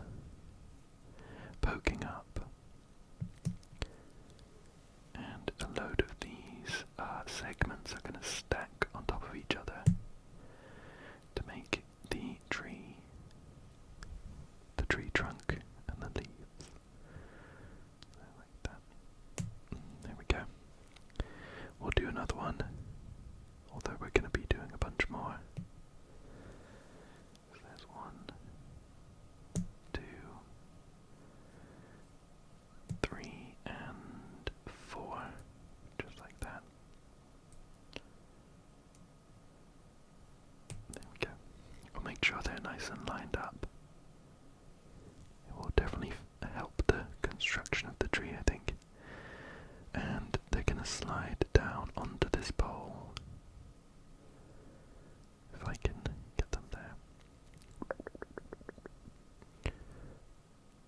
There we go. And the other one on top. There we go. There we go. We're going to put in an extension pole just there. And we're going to do three more of those. So we need 12 of these. 1, 2, 3, 4, 5, 6, 7, 8, 9, 10, 11, 12, and 3 of these. And we're going to do exactly the same. But this time we're going to do it 3 times. So there's 2, 3, and 4. I think when I was picking up this set, or when I was kind of doing a bit of research into reviews, just scrolling through them, I saw someone mention that the parts for the plants were so finicky and they didn't sit on very well, and they were a bit disappointed that once they finished, the plants fell apart so easily. And of course, apart from the cypress trees, we have one more plant to build, which could prove differently, but so far all of the plants have been pretty sturdy. I think impressively sturdy for how detailed they are. I was a bit worried that these cypress trees were going to be really flimsy, but the construction on these is really solid so far. I hope that I don't have to eat my words after it falls apart on me. But so far it's been pretty easy to put these together, and they also seem pretty sturdy. So I'm happy with that aspect. There we go. That last one just on top. They're not quite sitting on each other just yet, so I'm going to give them a push. So, don't know if you can see. It's not very noticeable, but there's one there that's not quite on. Oh, that took quite a lot of strength, and it was a bit painful on my thumb, but we compressed it. We do need another extension rod though, so that's just going to go in the top there.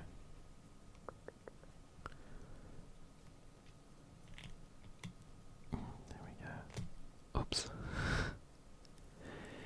I wonder if this is what they meant by flimsy.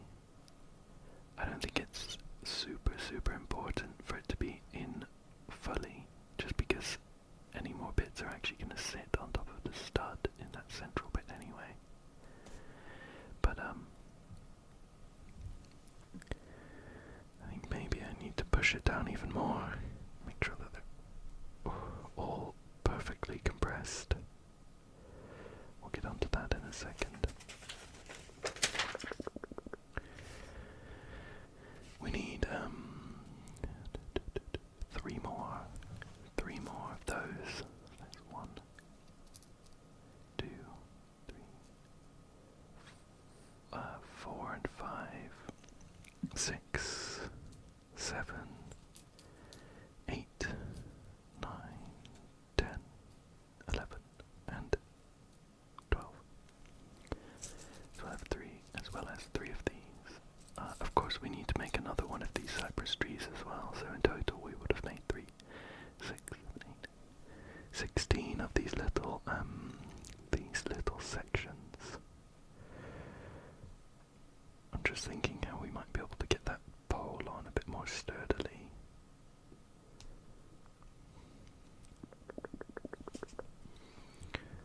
It might not be an issue. I think I'll build these last three. I think I'm just gonna go ahead and do all of them now while I'm kinda in the groove.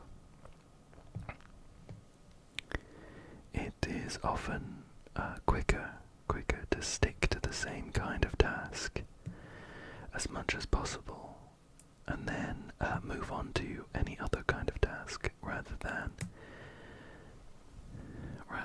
switching between everything all the time. There's a fun kind of experiment you can do to test it out as a bit of proof of concept, where if you get a piece of paper and you write down in rows the first letter of the alphabet, and then next to that you put the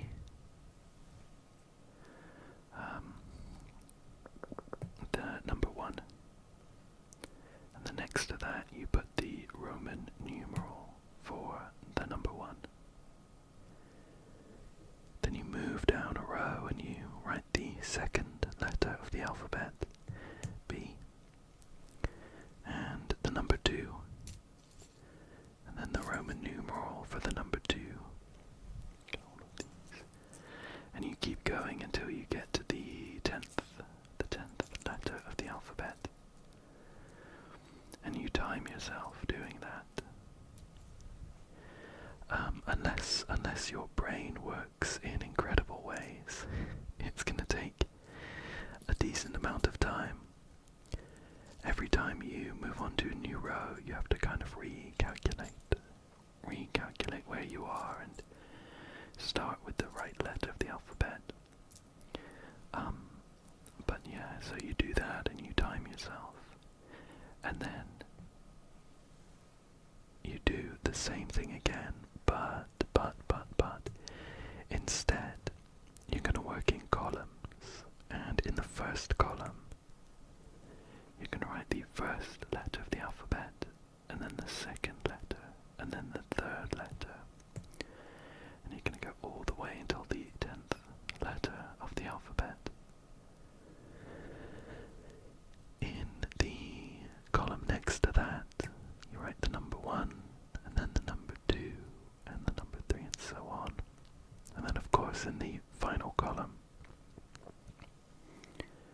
you write the Roman numeral for 1, and then the Roman numeral for 2, and all the way down to the Roman numeral for 10. And you will most likely find that you have finished the task much more quickly the second time around, even though you end up with the same final output. And it's just a kind of proof of concept of this idea of switching tasks, taking up your mental capacity. All of that to say that I just want to get all of these Cypress tree modules out of the way first, and then we'll put them all together. So I've done my 3 for this first one, and I've done 1, 2, 3, 4, 5 for the second one. This is the 5th one. Here we go.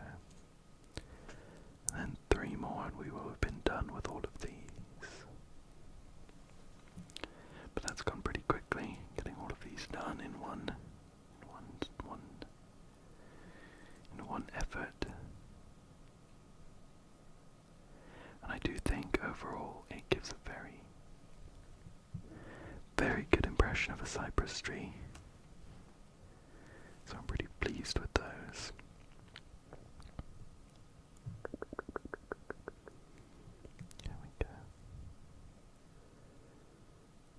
One downside though, which isn't really a fault with the Lego itself, is that these claws, these spiky bits, grab onto the hairs of my fluffy fabric. So we're going to end up with some hairy, fluffy cypress trees. Those last bits in.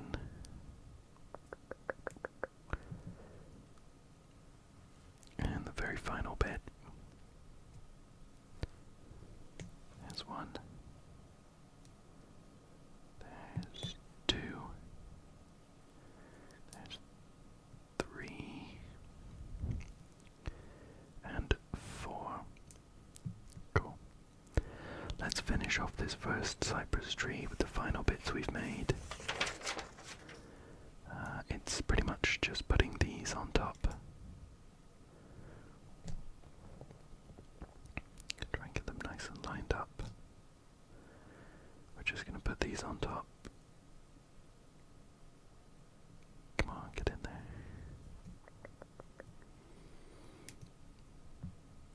There we go. And one final bit on top of these once we get them on there. This last one. Push that down. Oops. I've caught a bit of the plastic there. Let's try and ping that up. That looks better. I can neaten these up if I wanted to. Just to make sure that they're all perfectly straight, but I don't think they're going to be exactly straight in nature anyway. So that looks good, and we're going to finish it off with this bit. Which looks like a kind of like a geode. It's going to sit right there. Oops. And that's one of our cypress trees done. I think that looks pretty great. We should get the second one done much more quickly now that we have all of the leafy bits done. So I'm just going to put these two here. I'm going to make sure that we have the tree trunk bits in the right orientation. So we have this pole, and we're going to have a stud on top of that, facing up. The tree trunk there as well, facing up, sitting on that stud. And then this green cone facing down. And we can just start slotting these in now. So there's going to be two.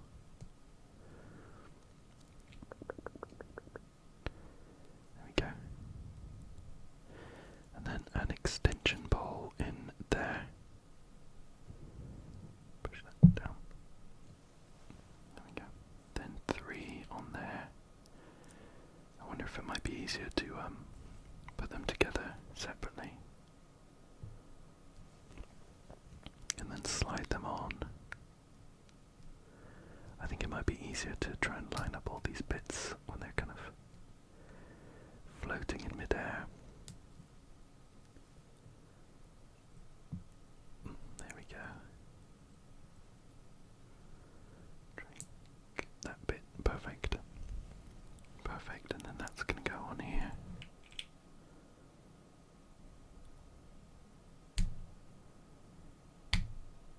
Like that. That was pretty successful. Then one final section just on top. I'll do the same. So that goes there. And then that one on top as well. Perfect. And slide it on here.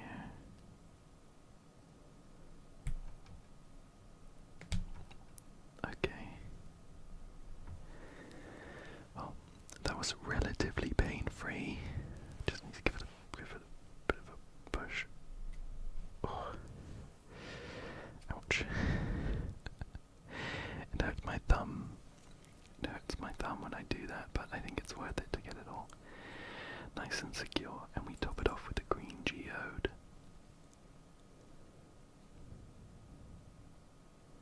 And those are both of our cypress trees done. Once I get that on.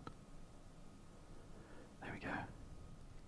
Both of the cypress trees done and looking pretty good, pretty good, pretty good. I'll leave them there. We do have some text for the cypress tree. It says, with the distinctive shape and beauty, cypress trees are a common sight in Mediterranean landscapes. Did you know that their aromatic oil is a valuable ingredient in health remedies and beauty products? I didn't know that. But we can move on to our final plant, I think, which is a tree. It's a tree. I can see it's a tree, and we're gonna find out what kind once we get to the end, I think. So, we're gonna be... we have a bit of a text right here. It's the grapevine. A deliciously sweet and juicy food staple.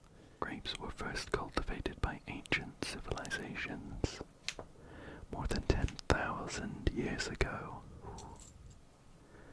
That is a fun fact. Put that there. This tree we're making, it doesn't look like grapevines that you would see in an orchard, though. So I wonder if this is like a kind of wild, non-optimized for cultivation version. But we're going to make a nice looking tree trunk here with a pole in the middle. That's going to sit in this hole here. Great, great, great. Next up we need another. We need this funny shaped bit. It's kind of triangular. It looks a bit like a valve that you would turn. One of these and this. They're just going to go together like this, with that going on there. So we have a nice looking tree trunk there, and another one in there. Whoops, I put that in the wrong way around. It should be facing that way, with that part going in the top just here. Great.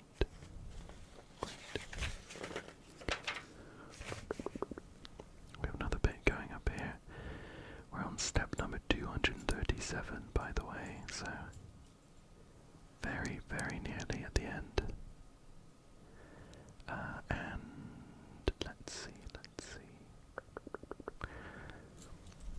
We have two of these large kind of tusk-like bits going in these holes. Just there. Like that. And a leaf on a saucepan part sitting in the other hole here. Like this. Great. We need to put together a couple of leafy sections now, where we will need 6 of these lime green cherry bits. 1, 2, 3, 4, 5, and 6.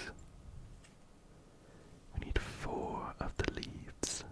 1, 2, 3, 4. 2 of the bigger ones. 1,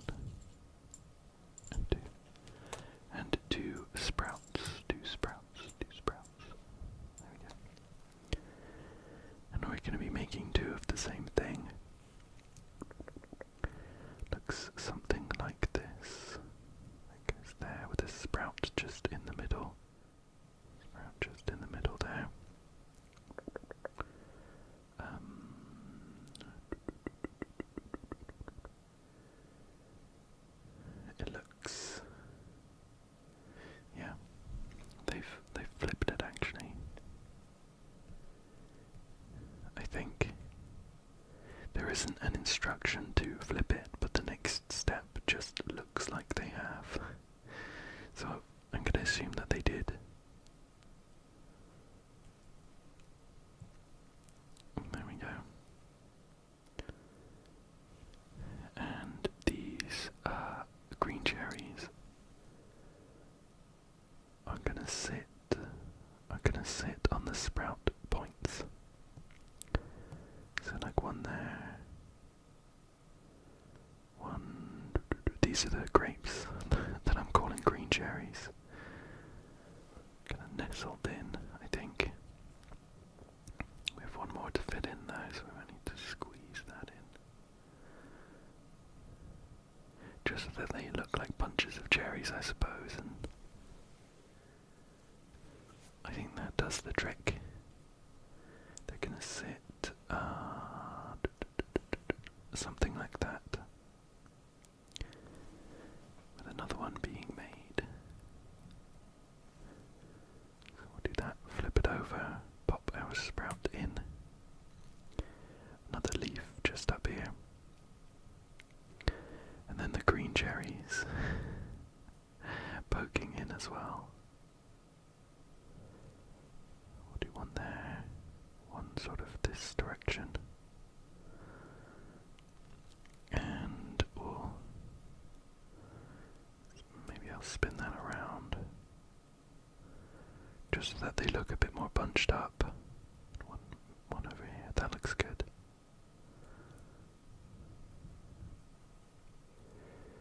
Get that last one on.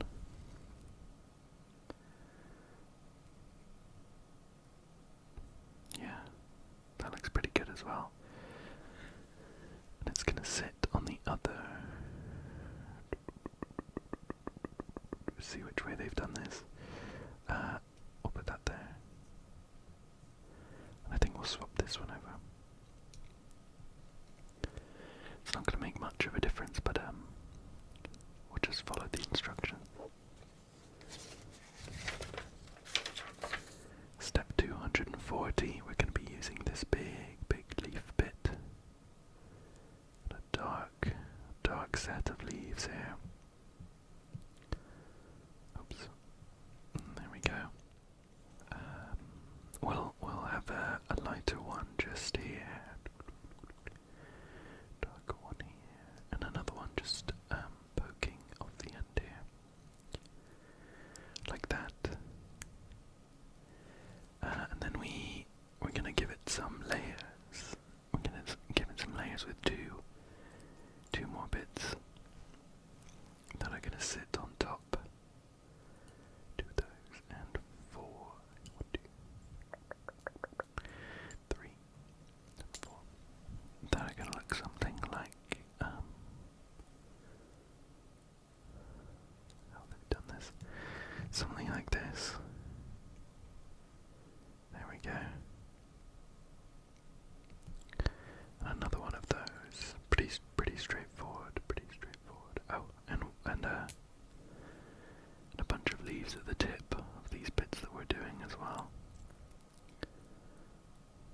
So one there. With the sprout, kind of leaf top. There. Put that bit in. Great, and they're gonna sit on this base as well. Maybe somewhere over here and maybe somewhere over here. So that looks pretty nice and three-dimensional rather. Like that.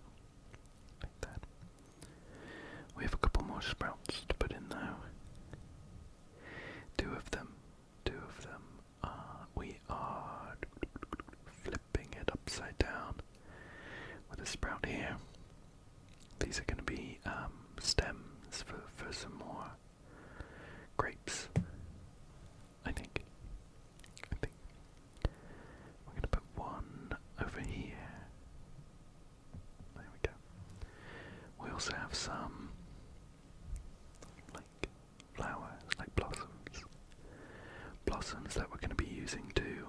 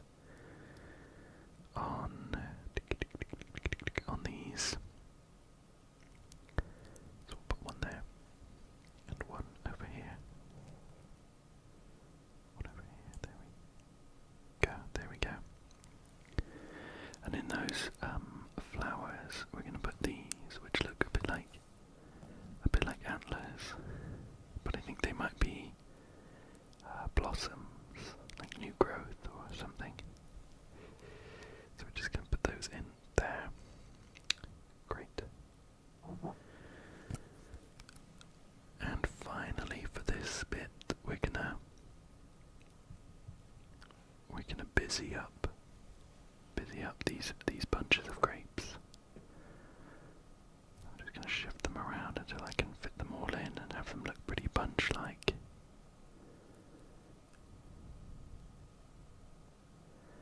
Something like that.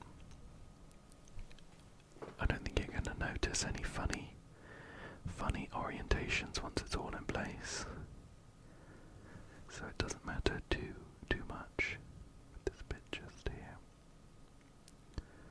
There we go. And that is going to spin around and sit just on top.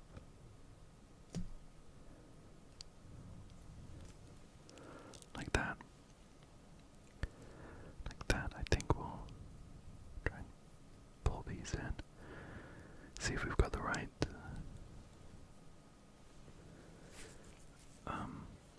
shape to all of it.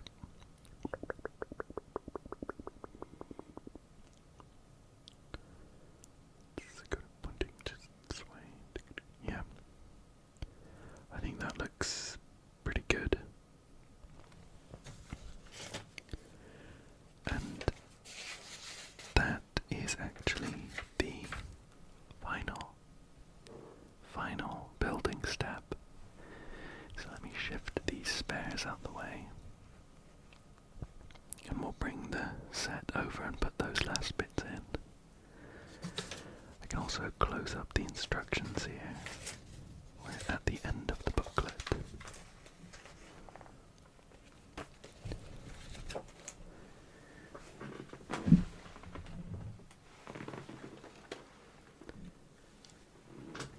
Here we go. We'll get a better angle in a second, but these cypress trees are going to sit in here.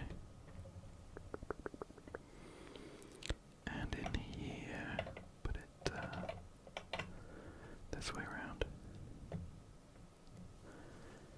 Push. There we go. The grapevine tree is going to sit over here.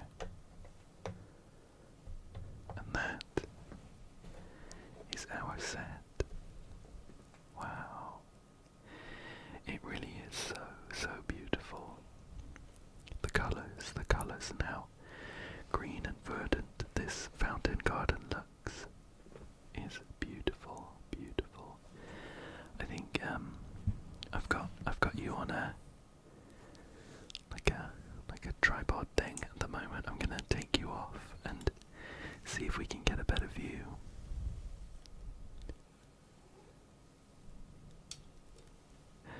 How was that?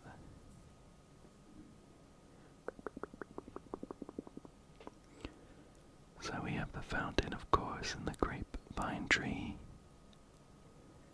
Here's I've sort of forgotten what the plants are. I think this is the geranium with the Spanish moon moth on it.